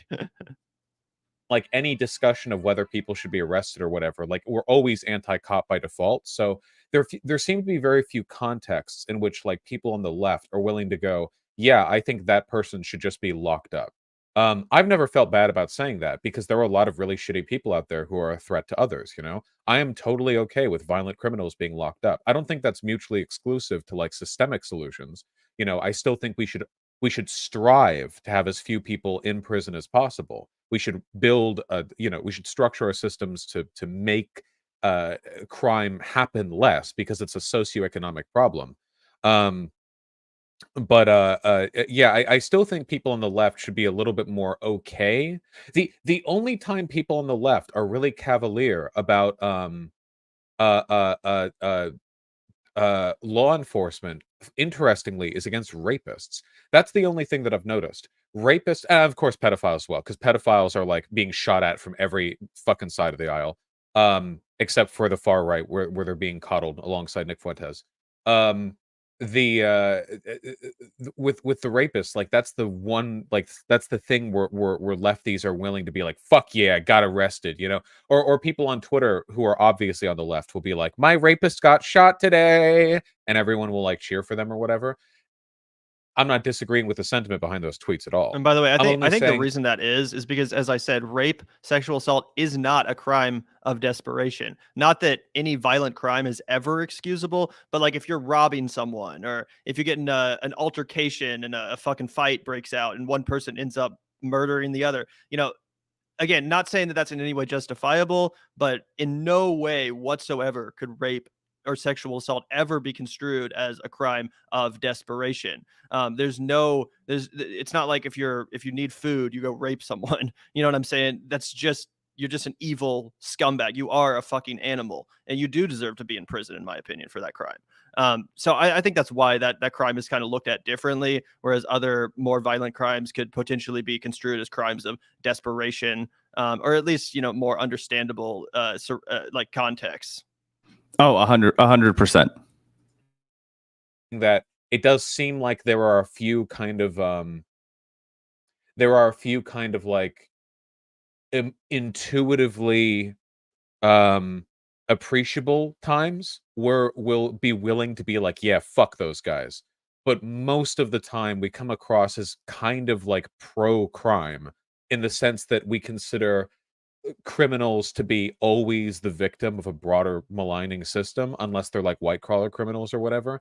And while that's always true to an extent, I don't think that's like a fair excuse for arguing that you shouldn't arrest a murderer or whatever. You know what I mean? Like, you can believe, like, are murderers and rapists victims of circumstance? I mean, literally everyone is, but that doesn't mean that there's not a good argument for arresting them and keeping them in prison for as long as we feel is necessary to keep them from being a threat to others. I think that's a perfectly fine thing. Yeah, I don't know. I will think, say though, more could be done to make it clear. No, sorry, not to chime in too many times. I do think that we can just keep playing it. Sorry. I want to say that a lot of times, like, and I'm not like, this is going to be taken so out of context and so fucking horrible that I don't even want to fucking say it anymore. But all I'm trying to say is that violent crime, it cannot be one, like, and I'm not talking about rape because we've established that is not, but oftentimes depending on the environment that you grow up in, self-defense can land you in a lot of trouble, and it's because the police don't protect you. So I just think that there's two sides to that argument. There are a lot of leftists that are like, fuck you, I'm not taking my guns away. Yeah, well, if you're a fucking 17-year-old black kid with a gun to protect yourself, you might do a lot of time in fucking jail. And it might be for a violent crime, because anytime you have a gun to protect yourself and you get arrested, it's a violent crime. So I'm not saying, like, just let's not think in black and white. Obviously, if you shoot a cop in the fucking head at point blank when you're trying to rob his car, you should go to jail. But let's not paint with broad brushes. Maybe if we didn't overfill prison with poor black/brown mentally ill slave laborers, Vaush ? You're so woke, Puerto Rican musician. Thank you for your virtue signal. Thank you for reminding all the thousands of leftists that are watching the stream right now that you are also a leftist. Nobody had mentioned the fact that there's racism and systemic bias in our criminal justice system before now, but you've boldly taken that step and redressed that error in this conversation. I appreciate it. Let's finish this video. By the district attorney's office, by the prosecutors. Do you understand that? Why would you drop the most serious charges here? No false imprisonment charges. That was dropped too. No charges for intimidating a witness, because that was dropped as well as part of this plea deal. I want to be clear. When I was signing up for criminal justice reform, I thought we were going to do things like reform our prisons. So they're actually, rehabilitating people. I thought we were going to do something about policing. I thought we were going to end qualified immunity, so cops can't get away with shooting down unarmed individuals as they're running away from them. That'd be nice. We didn't do that. I thought that we were going to provide funding for actual robust programs. Typically, plea deals drop the biggest charges. Okay, but again, if Anna's argument is that this particular plea deal basically just let like a violent criminal get off like immediately, then that would be a problem, right? Like, plea deals are the fact that we have to rely on plea deals so much is a problem. However, there are like reasonable and less reasonable plea deals. And if there is, like, again, can you imagine if you had like an abusive boyfriend who threatened you with a weapon, locked you in your house, kept you from leaving, intimidated a witness, assaulted you, and then they got arrested, and then as part of the plea deal, all the bad charges got let off, and he was back on the streets 40 days later, knowing your address? Have you changed your locks yet? Like, yeah, I think that's a fair criticism, personally. That being said, the way she's approaching this, like, the way she's making this argument, she's kind of she seems to be leaning on the idea that this is a bunch of like bleeding heart liberalism at work here. I don't know why she's bringing in like the whole end qualified immunity, defund the police stuff when we're talking about the behavior of the LADA, who is not, to my knowledge, a leftist. So maybe she should be criticizing whatever systems and biases might lead the people who are in charge to engage in this behavior, rather than like clearly having a shadowboxing argument with Twitter lefties, which is what she's doing right now. Like, the person responsible for this was the DA, and the systems responsible for this are institutional and very powerful, but she's talking to leftists as though they're the ones who caused this. So, that would help. And that's basically what I wanted to get to, because I thought I really do agree with that. Like, obviously, you can point out all of the issues in the criminal justice system, especially in California. We're not in the business of pretending that things are better than they are. We know it's fucked, especially in California, obviously. But again, to act like that's the fault of the left, like Ana is doing here and has consistently done seemingly for the last year or so, is ridiculous. Think leftists run California? Come on, a bunch of corporatists, a bunch of fucking neoliberals run California. George Gascon is not, as Vaush said, a bleeding heart fucking liberal. He's not a fucking abolitionist. He's not a leftist. So to sit here and wag your finger at the left, well, I thought, I signed up for real criminal justice reform, and now all we have is criminals running rampant. That's just a straw man. Again, going back to the same thing. It's just a goddamn straw man. You have issue with the policies that are in place by a neoliberal corporate establishment. It's not the fault of the left. So stop acting like it is. And as Vaush said, you're basically just using this as an excuse to shadow box your Twitter enemies or whoever ratioed you on your last cringy post.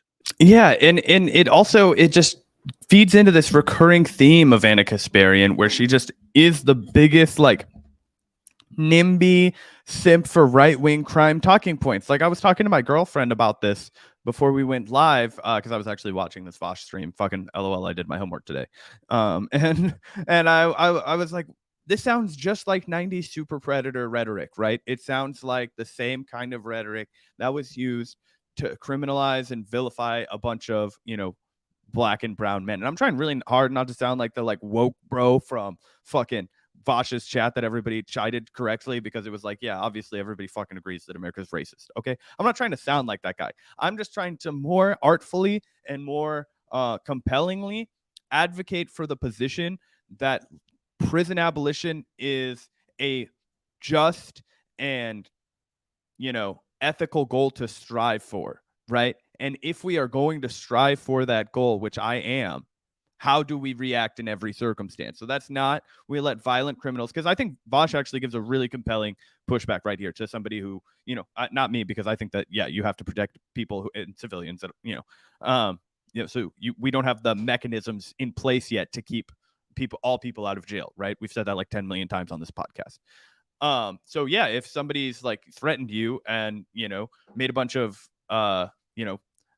aggravated assault or like fucking intimidation and kidnapping, right? Because kidnapping is like anytime you move somebody and force them to be somebody somewhere they don't want to be, that's kidnapping. Doesn't have to actually be a child, all these kinds of things. Like, yeah, you don't want that guy getting out of jail. You don't want that guy, even if you have a restraining order, like who's the fuck to say that that's going to work? And then, all of these different kinds of things. So obviously everybody knows and understands that we need a massive overhaul of the way that we police, of the way that we, have a quote unquote justice system in this country.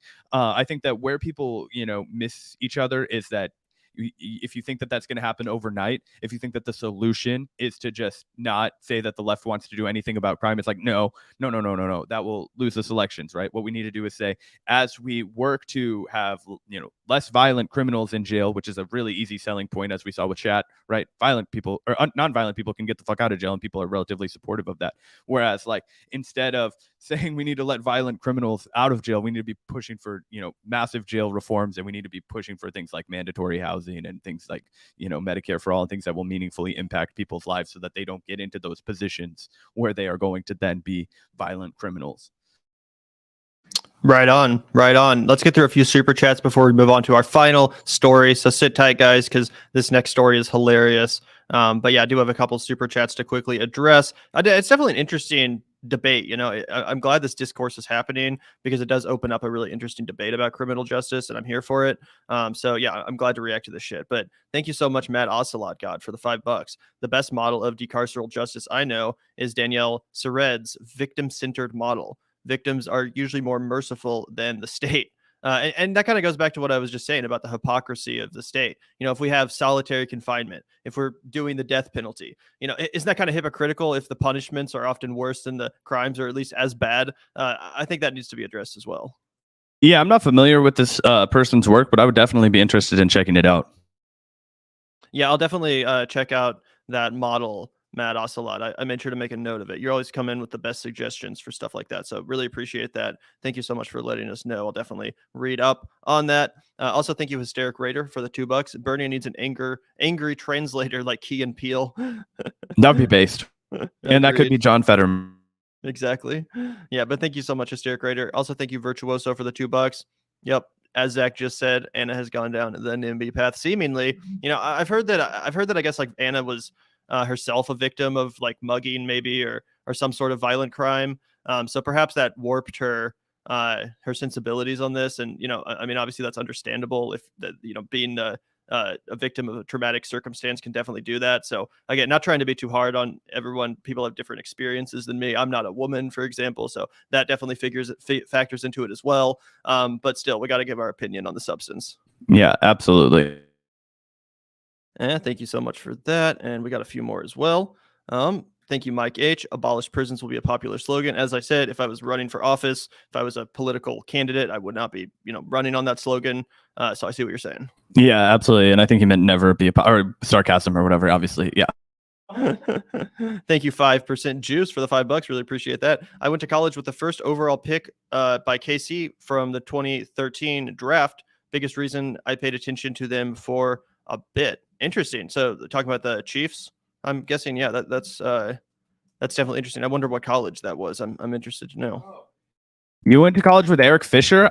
That's interesting. Eric Fisher takes a lot of fucking shit from fans in he's our offensive tackle. Did you go to Central Michigan? I'm just curious, 5% Jews. I just know Eric Fisher takes a lot of shit from dudes that are like really like bro-y. Like my dad will talk shit on him sometimes for being like, I mean, I don't want to be like rude, but like my dad will be, that guy's a fucking pussy, man. He doesn't want to go up against fucking tough defensive. I don't fucking know. I don't pay attention that much to football to know like the instrumentation of our offensive line. But Eric Fisher's a name I know. Also, because we were talking about abolish prison as a slogan, I like what Sable Miner says here. End for-profit prison now. Is that not a better slogan? Does that not get across what we, really are trying to get across? I think it does. Because, I mean, if you take the profit incentive away from prisons and massively reform them, so if you say end for-profit prisons and reform the criminal justice system, I think that's possibly a better way to communicate it. Because who wouldn't be on board with that? Like almost even Ana Kasparian, people like that, they're going to acknowledge that the profit incentive is part of the problem here, and having this industrial, prison industrial complex is the problem here. Yeah, I think that would be a great first step for sure, undeniably. Like right now, political climate, like people are ready for that. Let's put that on fucking billboards. Let's get people going. It's not going to make people skittish, in the same way that like demilitarize the police or something. Yeah. In the same way that like demilitarize the police. If I was running for office, I might run on that. I think Maxwell Frost actually did run on that in Florida, and he won. So anyway, thank you, Sable. And we got a few more. Let me find them. Sally's coming back. Thank you, Turbo Jerko, for the $2. Holy shit, Zach made a good point. It does happen sometimes. Breaks my mind too. The cat is back, by the way. But yeah, let's get down to some more super chats. Thank you, Max Roy, for the $4.99. Yes, I say give Hannibal his window. Let the smokers out. Do you know what that's in reference to, Zach? Run tell that, brother. Let them smokers out. No, I have no idea. That just, I don't know. Whenever I see Hannibal, I'm either like Hannibal Lecter or Hannibal Buress, and those are two very different gents, so I don't know which way to go. Yeah, not 100% sure what you're getting at here, Max Roy. Sorry if we missed something going on in chat. But thank you so much for that. Really appreciate it. Thank you also, Addy the Bug Catcher, for the $10. It just feels to me like Vaush always tries to use big words, talks in circles, and talks slowly to make himself appear smarter than he actually is. But hey, that's just me. Yeah, I mean, if you haven't seen our debate with Vaush, definitely check that out. It was a fun time. Yeah, it was a proud performance from both me and Gavin. I thought we both did a great job. And just to answer your question as well, Turbo Jerko, I know this is in response to me calling out the gray zone for interviewing Scott Ritter. As soon as Vaush is convicted of anything, you bark up that tree with me. Exactly. But anyway, yeah, I 100% agree with you, Addy, the bug catcher. Yeah, 100%. Thank you so much. Also, thank you, Michael, for the $10. I've been in combat, but the worst thing I ever saw was a guy beaten to death in the streets when I was 7 or 8 in KC. It was over a $7 gambling debt. Is that a resource issue or just an evil motherfucker? I mean, again, I'm not going to deny that the dude's evil. If you fucking kill someone over $7, yeah, I think that's fair to call you evil. No one's denying that. Like, people that do evil things are evil people. Like, I don't think anyone's denying that. No, all I would add is that, you know, when you were 7 to 8 in Kansas City, I imagine that it was a very hostile environment, and that if it had been fucking suburban Olathe that all those people had grown up in and been raised in and been, you know, cherished and nurtured as children, that wouldn't have happened, right? So does that mean we don't put that guy in jail for beating somebody to death? No, but we're saying if we want to stop beatings to death, we have to change the level of resources. That's all I'm saying, Michael. I'm not here to tell you that that guy, you know, didn't deserve to go to jail, right? Of course he did. But I do think that, yeah, of course, if you take a lot of those people who unfortunately are forced to be, you know, always on their fucking edge, always hard, always, you know, making sure that they're, you know, not going to get fucked with, that constant fear in the back of your mind, that forces people to do some crazy shit to defend themselves, you know, and I think that that's a resource issue for sure. So while this particular instance that you're referencing may have just been, you know, one bad apple, right, as they like to say, but I'm trying to, you know, look at the systemic issue here, to say, like, let's get rid of this problem as best we can, and then we will further isolate on the people who are still committing these crimes and obviously remove them from society. Yeah. Also, we need to talk about mental health and how that figures into this, because if you do grow up in an extremely traumatic, like ghetto, for example, like you literally have post-traumatic stress disorder and probably a whole host of other like genuine mental illnesses that come along with that. And again, not the mental illness is an excuse to commit violent crimes, but it's just part of the, you know, it's part of the equation that we have to talk about. It has to be discussed in this context. So, you know, I think that's important too. But again, no one's denying that evil people are evil. Like, no one's denying that. Like, if you fucking rape someone, I've said that fucking, you know, rapists should be castrated. You know what I'm saying? Like, I have no sympathy for these fuckers either. Trust me. We're not trying to present ourselves as pro violent criminal. Far from it. I just think we need to have a reasonable conversation about the context, about the prison industrial complex, and like you said, Zach, about the socioeconomic conditions that lead to people committing violence in the first place. 100%. I think that's a good way of putting it.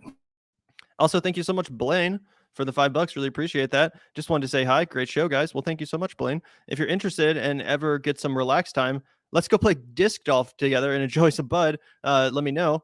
I mean, that sounds pretty good to me, Blaine. I love disc golf. Yeah, maybe you're just trying to lure us out into a nearby forest so you can murder us.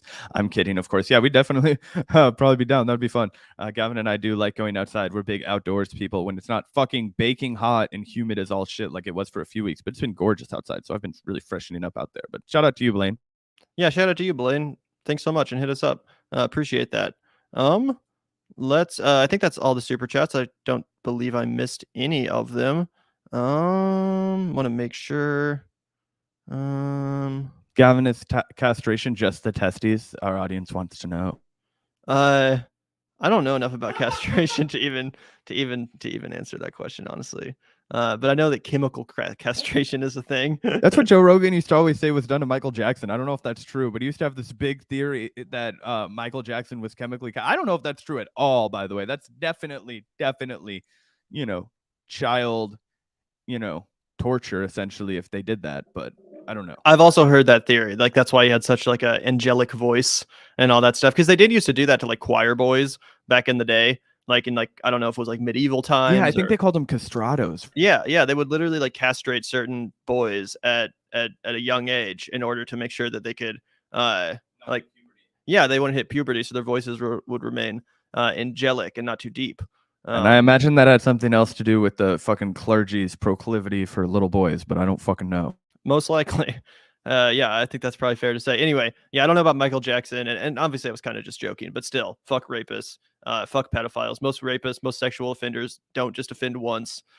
So yeah, I think it's at least worth talking about, honestly, as long as it's proven beyond a shadow of a doubt and all that stuff. But anyway, that's a whole nother conversation for another day. Do we have any more? I don't think we have any more super chats, so we can probably move on. Yeah, exactly. They used to literally, the castrados. I'm gonna have to find that recording. That's yeah, I've heard that recording. Yeah, that's wild. If you look up, I don't know if they scrubbed it when they put all the. There should be the JRE clip of him playing it. That's how I heard it. That's how I knew they were called castrados. But yeah, anyway. Oh my god. Speaking of JRE, did you see fucking Mark Zuckerberg on there today? No, he had a robot on his podcast. That's like fucking breaking history. I guess the biggest podcast in the world, and he has a fucking fully automated, AI on his show. That's fucking crazy. We're living in the future. He's not a fucking robot, man. He's a lizard. Come on. No, dude, he's not. He wants you to think he's a lizard. Lizards are living, breathing organisms, not fucking AI. He's a mecha lizard, like Mecha Godzilla. Anyway, thank you so much. Funny about that, or fucked up, I guess I should say, is that whenever I see Mark Zuckerberg, I'm like, that's not Mark Zuckerberg. Yeah, it doesn't look like Jesse Eisenberg. Like, what the fuck's going on? Anyway, we do have one more story to get onto, or at least one more. We might have two more, actually, depending on how we feel. But let's look at this. I thought this was absolutely fucking hysterical. So everyone's obviously talking about Ron DeSantis as a potential, challenger to Donald Trump in 2024. Is he going to try to run against Donald Trump? Would he be successful if he did so? Let's see what he's doing. As this commenter pointed out, and many others have, he's trying so goddamn hard to imitate Trump, even in his vocal inflection and the way he uses his hands, his body language. So let's take a listen to this and a look at this. And I think you guys will know exactly what they're getting at. I thought this was hysterical. You have people like Fauci saying that his lockdowns didn't cause any permanent damage to any young kids. I got news for you, it did, and we are going to reap those rewards across the whole country for years and years and years because they treated kids so poorly. And I'm just sick of seeing him. I know he says he's going to retire. Someone needs to grab that little elf and chuck him across the Potomac.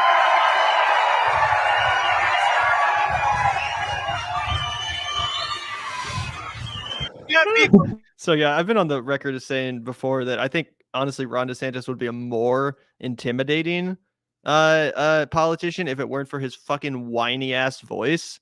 You know what I'm saying? Like, at least Trump has that more like powerful, compelling voice. Not that he has a great voice, but you know what I'm saying? Compare that to fucking this Fauci whiny saying bitch. That his lockdowns didn't cause any permanent damage to any young kids. I got news for you, it did, and we are going to I got news for you, it did. Like, you sound like a South Park character or something. You know what I'm saying? Oh, dude, yes, it's unreal. Actually, every time I hear it, that first like line, I'm like, wow, you're even like changing your voice. Like, you have such a long history of speaking publicly that I know exactly what Ron DeSantis is supposed to sound like. And he's changing his voice a little. It's weird. It's cringy. It doesn't make sense. And this might shoot him in the foot. This is embarrassing. Yeah, straight up. And again, it's not just that he is trying to change his voice and mannerisms to appear like Trump. His voice is so goddamn whiny, man. It's unbearable to fucking listen to. He sounds so annoying.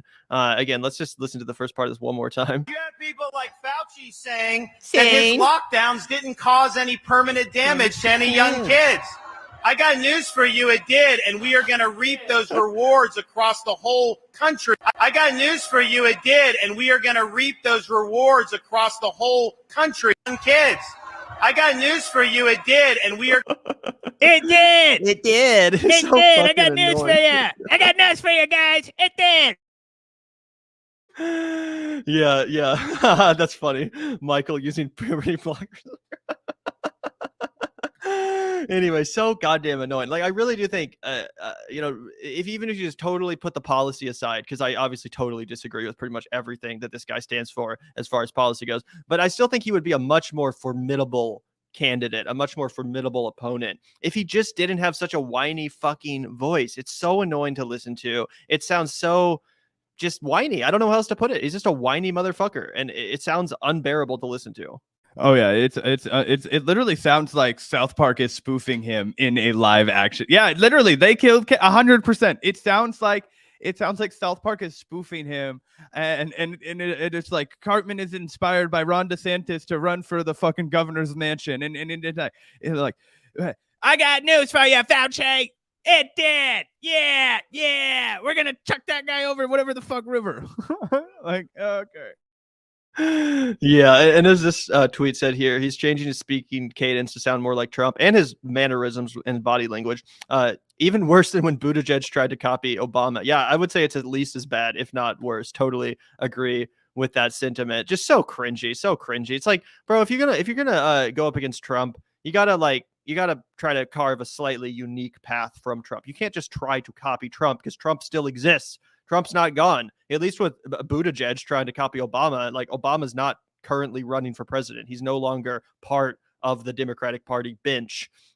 So he's not actually going to have to run against the guy he's impersonating. In this case, Ron DeSantis is literally gearing up to potentially run against Trump, seemingly by just trying to be Trump, just like mini Trump with less, clout, with less celebrity, and clearly with much less of a charisma or a compelling personality. Because again, whatever you think of Trump, the main reason people liked him is because he did have that bombastic, larger than life personality and obviously a stage presence. I mean, the guy was on TV for years. DeSantis, just does not have that talent or natural charisma at all. No, in fact, he literally looks like a little boy trying to like play Donald Trump. So yeah, pretty hysterical. Yeah, Gavin's coming right back in a second. I guess I'll respond to you, Michael Williams. And did you know the same drugs they use for chemical castration is the same drug they are now using for puberty inhibitors? No, that's interesting. I don't know if that's supposed to be like a woke scold, but it's kind of like me saying like, did you know that morphine and heroin are like the same thing, and like being like, wow, they can't believe the doctor gave this one kid heroin during surgery or morphine during surgery, and then like me comparing that to the parent who just thinks it's easier to parent if their kid is really strung out on fucking heroin and shit. So I'm not necessarily sure that that's the exact same thing. Like if you're using medicine for a medical purpose, I think that's right. I think if you're doing medicine for a non-medical purpose as a parent, that definitely could be correctly classified as abuse. I don't think those things are mutually exclusive. But what are we talking about? What?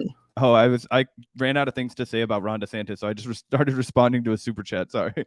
Yeah, and I was saying that I don't know if this is like a woke scold or just like an interesting fact. I don't know if that's true or not, but I was saying that it's oftentimes that drugs can be used for good in a medical situation and very bad outside of a medical situation. So I was saying like painkillers and surgery are often chemically very similar to like the opiates that you would use in heroin, but there's a difference between using that in a controlled like doctor setting and then just like letting your kids get strung out. That might be like a problem as far as like child abuse is concerned. Yeah, that definitely makes sense. Well, thank you so much, Michael. Really appreciate it. We always appreciate seeing you in the chat, Michael. Like the fact that you're not afraid to push back on us when you disagree. So really appreciate the super chats. Thank you so much for the comment. And we need to get one more super chat as well. Thank you so much, AVB, for the $5. Holy cow. I wasn't watching the video because I was in the kitchen. So I thought it was Trump. He's trying so hard. LOL, even the cadence and word use. Yeah, again, it's basically a direct copy, but like his voice is just 10 times more whiny. Like it's just Trump, but the whiny version, which I find hilarious. And again, all these fucking loser Republican degenerates, he's so fucking dope. He's so fucking strong. I love DeSantis. Meanwhile, he's such a weak, whiny little bitch. Yeah, 100%. Shout out to you, AVB. And also, yeah, I was about to make this point. Another great example. I've taken fucking just reams of amphetamine salts throughout my life in the forms of little fucking press pills that you get from the doctor. That's because you're a problem child, kid. Shut the fuck up. Anyway, that's exactly not the same as if my parents had been administering me meth, right? But it's actually the methyl that causes a lot of the problem because it's how in your fucking brain you absorb it. That's why people can do long-term pure straight amphetamine. Anyway, the point of the matter is like, yes, there are medical fucking instances where you might give a child fucking Adderall. I've been told, and that's not the same as just giving them meth. So anyway, good point. Did want to really quickly get to this last little video here. A shout out to Sagar and Crystal for bringing it to my attention. I actually immediately looked at this and I was like, what the fuck do they care what Matt Damon has to say about anything? But I watched this clip. It's really good. So yeah. Yeah, I haven't seen this one yet, but I'm excited to react to it. I've heard some people talking about it, about why movies suck these days. And you used to be a big, probably still are a big Matt Damon fan, right, Zach?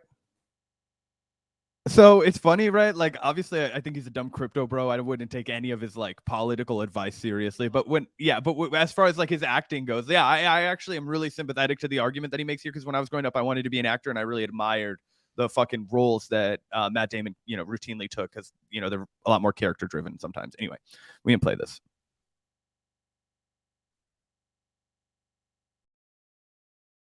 Yeah, what are your thoughts on that, Gavin? That's the resident film bro.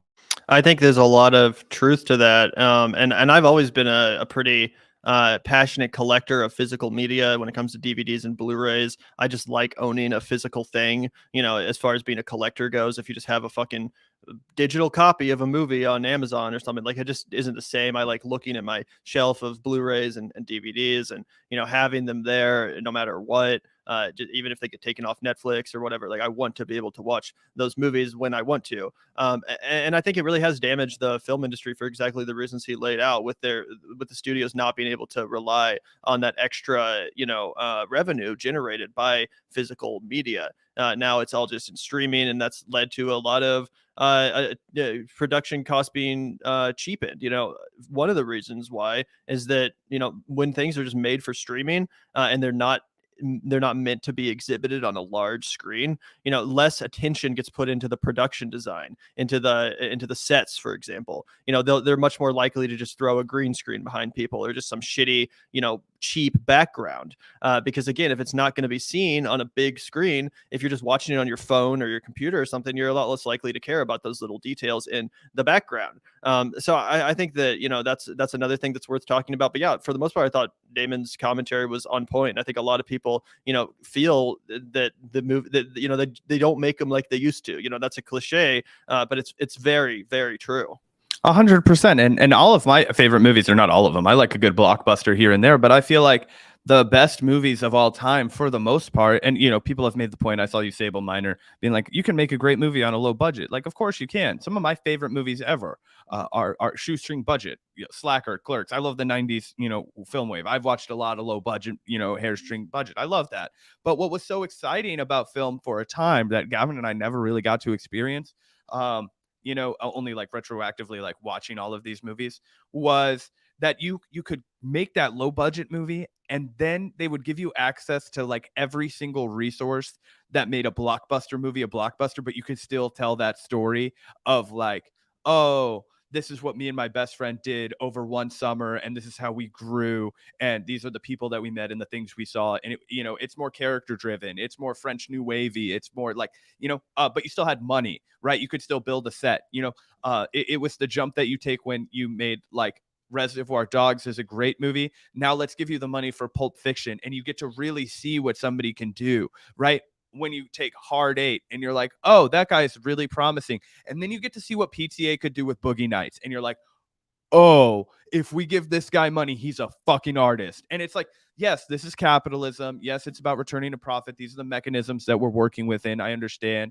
But the fact of the matter is that those pieces of art, like what we're honestly like, for a large part of the 20th century and into the modern time, like, which is really like our novels, like the films that were being produced were like our equivalent of like the great American novels of like Steinbeck and Fitzgerald and Hemingway and all those kinds of things. The film canon from like 70 to 99, I think really you could argue is like our great American novels from the time. So it's an important historical, cultural element.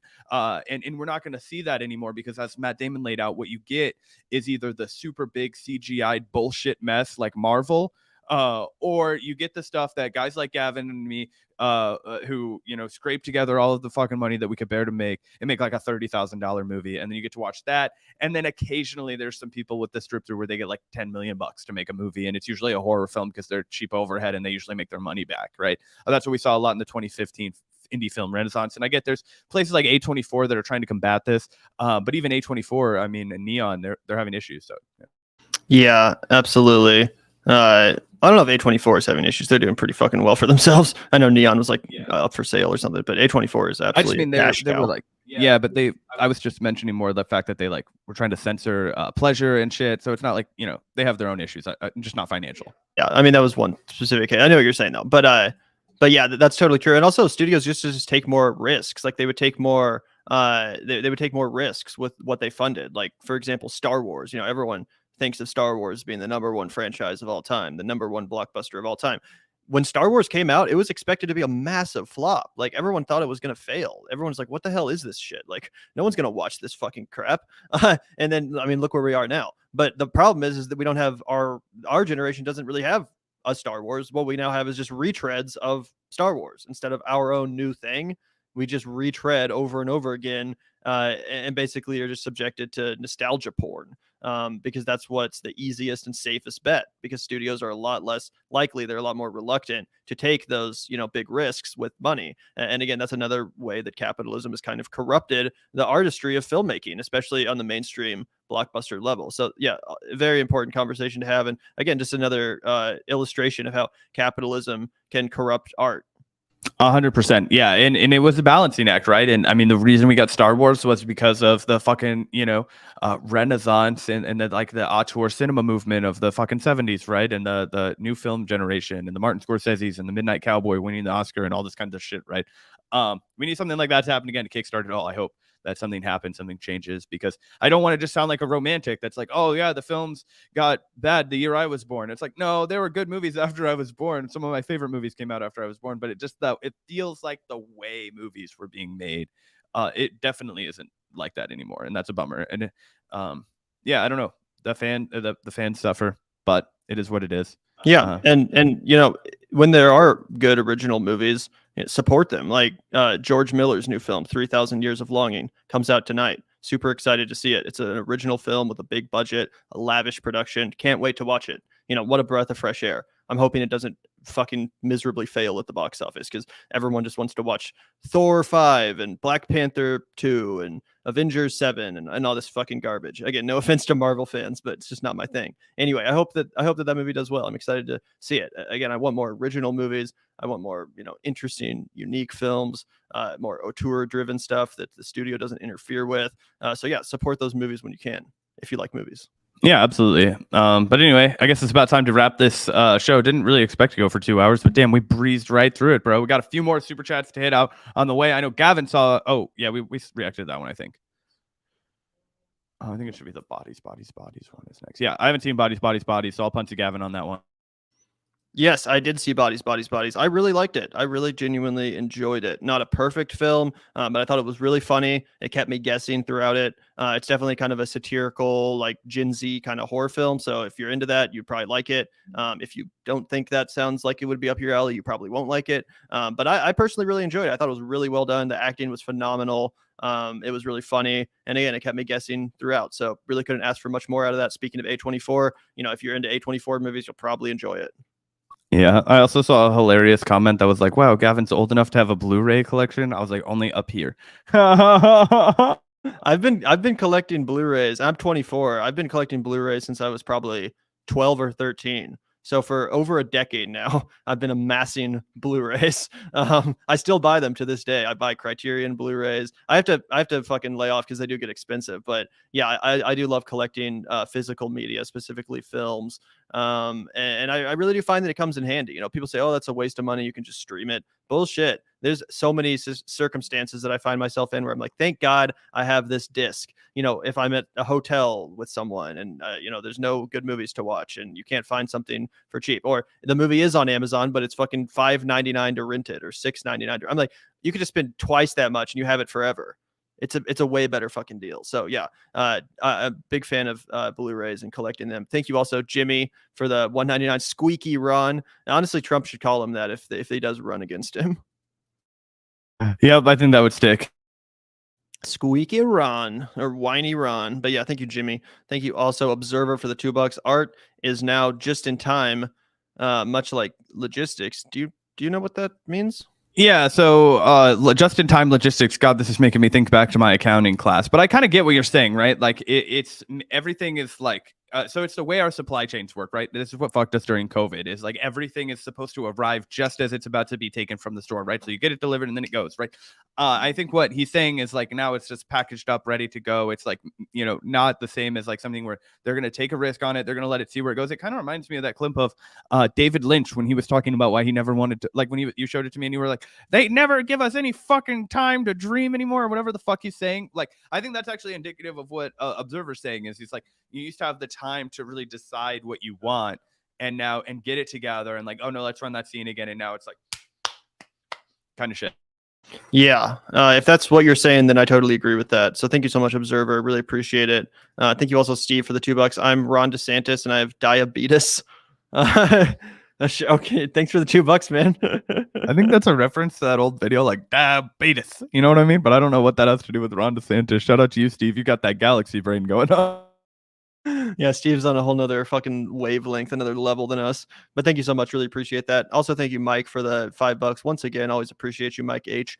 Gaming has been ruined by that too. When is the last time a game came out that didn't need a bunch of DLC just to be playable? Are you talking about like the kind of like the pay to win shit where it's like, you know, if you want to really get the full experience, you have to pay in game all of these stupid fees and all of this crap? I've heard that I'm not a big gamer myself, but I know that a lot of people that are really, really annoyed by that shit. And I can understand why. It's fucking annoying. Yeah, absolutely. Yeah, I hated that shit also. I played World of Warcraft, which made you pay. This dates me. I played like fucking Wrath of the Lich King, but like $15 a month just to access the servers. And then they started selling you all kinds of bullshit in game, all kinds of stuff. Bullshit. Yeah, imagine if you're like watching a movie and you got to the last 30 minutes and it was like, if you want to keep watching, pay $5 more. Be like, what the fuck? Anyway. Yeah, exactly. You're not going to say no at that point, at least if you have the money. But anyway, thank you so much, Mike. Really appreciate that. Das Busfleisch, really appreciate the $1.99 or Das Busafleisch. Sorry, I actually looked up your name on Google Translate so I could say it correctly. I think it's Das Busafleisch, but I'm a fucking ignoramus. Anyway, I'm pro DVD too. Well, hell yeah, join the gang, man. Physical media forever. Yep, absolutely. Shout out to you, Das Busafleisch.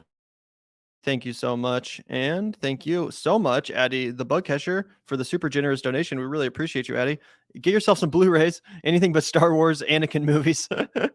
Well, I appreciate that, man. Yeah, there's a lot of great stuff out there and a lot of rare movies too that you're not going to find on streaming. There's this like misnomer out there that everything is available on streaming. Like, oh, you can find any movie you want. That is not true. There's a lot of movies that I personally like and want to watch that are not available on streaming. Like, for example, I'm a big fan of the Godzilla series, the old Japanese Godzilla films. Most of those movies are not available even on Amazon to rent. Like, if you want to watch Godzilla versus Biollante from 1989, you have to buy the $20 Blu-ray. There is no other way to watch it. Maybe you could pirate it, but if you want to own it, you got to buy the Blu-ray. And, I don't trust the streaming services to keep around a record, an archive of all of the films that are out there that I personally want to watch. So that's another reason why I'm into physical media. But yeah, really appreciate Addy. We really appreciate your generosity. Thank you so much for tuning in and for the kind comments and super chats. Yeah, absolutely. And I actually just had the same fucking experience the other day. I still got to go over to my homie Bruce's house because I was trying really hard to watch the movie Barfly, which Charles Bukowski wrote the script for. It stars Mickey Rourke, actually has Jack Nance in it, Gavin. So that's cool. Shout out to Jack Nance, RIP. But yeah, anyway, it can't fucking find it. They haven't made a copy of it on Blu-ray ever. It's only DVD, and it's only for like one of those like weird regional ones where it doesn't work on every DVD player, and because they haven't made it since like 93 or whatever. And my homie Bruce bought it at a finally, and he was like, finally, I fucking got this. I'm never getting rid of it because you can't stream it anywhere. It's like maybe you could torrent it, but it would be dog shit quality. Like, you're not gonna get better than that DVD fucking print. Yeah, don't even get me started on the region free shit. Yeah, that shit's so annoying. Like, I recently bought a Blu-ray copy of Uncle Boon Me Who Can Recall His Past Lives, a great Thai film. And I fucking get the Blu-ray, super excited to rewatch it. I haven't seen this movie since I was in like high school. Pop it in the fucking player. Guess what? I need a region-free Blu-ray player to watch it. And that's like $180. I'm like, well, fuck me. What do I do with this Blu-ray now? I guess I just put it on my shelf to look at it and pretend that I can watch it. Anyway, that shit's so annoying. But thank you so much, Addy. We really, really appreciate you. Seriously. Thank you so much. And I guess that wraps up our stream for today. Like you said, Zach, almost 2 hours, clocking in at 2 hours today. So quite a lengthy stream. But I had a great time. It was a great conversation. Covered a lot of interesting topics today. Thank you guys so much for tuning in. Thank you for participating in the chat. We love seeing your guys' opinions, reacting along to us, pushing back, all that good stuff. We love the discourse with our community. So thank you guys so much for tuning in. We really appreciate it. Oh yeah, absolutely, 100%. Great chat today. Shout out to everybody. Love ending the show talking about movies too, man. Always great to, okay, we talked about a lot of shit that was really serious, but no, it's just fucking, we're all people. You know what I mean? And yeah, someday Gavin and I will afford to buy a region-free Blu-ray player and a surround sound system that we will use to fucking just create racket throughout the entire neighborhood. But we got to wait till it's a place that can't just evict us. True that. Yeah, and also thank you, Matt. Also, log on for the $2. All drugs are medicine. All drugs should be legalized. It's your right to do whatever you want to your body. 100%. If you need Adderall for medicine, you should want it. If you want to fucking smoke meth, it's not my business. Oh yeah, dude. I don't judge anybody, right? Fuck knows I've made a lot of terrible decisions in my life. You can do whatever the hell you want to. Yeah. Absolutely. Thank you so much for that. And we might cover the Caleb thing, Carrie, on a future stream. I just don't really know what to add to it. Like you guys check out the Medium article, the details, the extent of this monster's abuse. I highly recommend reading it. It's a wild ride. So definitely check it out. But I just don't really know what to add to it, like other than just reading it out loud on stream. Like, this is crazy. What a monster. What a piece of shit. Like, I just don't really know what kind of commentary I could personally add to it. I've never been a big fan of Caleb ever. I've always thought he was cringy. So yeah, I mean, fuck Caleb Moppet. That's my commentary. Yeah. No bueno over there. Stand with the victims for sure. So yeah, that's all I have to add too. And shout out to you as well, AVB. 5 more for the road. Thank you guys. Thank you, bro. Thank you guys for tuning in. We love this job. It's awesome. My favorite part about my other job is that it reminds me how this isn't really a real job and that this is just a fucking fun ass thing to do every single day that we get to.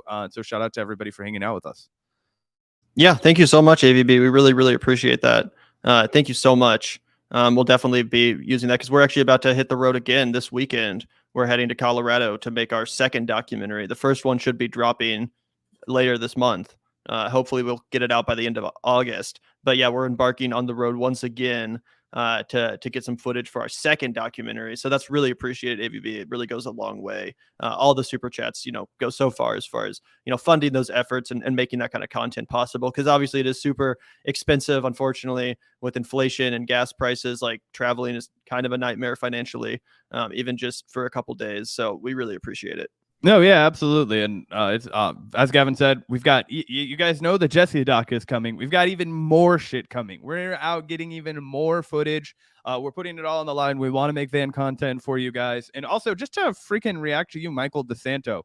Did you not fucking live through the entire Harvey Weinstein thing? Do you not understand that it is deeply inappropriate and yes, abuse to manipulate people that you have financial and career control over into performing sex acts on you? Like, I'm not going to bring this up any further, but like, bro, like that can be wrong. It's one of those opportunities where you're just exploiting somebody and they're vulnerable in your control and you're taking advantage of them and you're exploiting them. And that is never, ever, ever acceptable.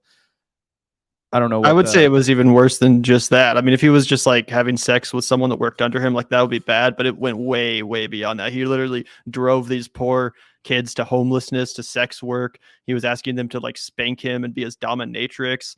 And then when they refused, he would excommunicate them and smear them as addicts and ruin their reputations with slander behind the scenes to their fellow, comrades. And it was way worse than even what you just said, Zach, although that's bad too. If you read the article, then you'll understand. And it's not just one person making these accusations. It's a fucking coalition. It's more than 5. It's like all backed up.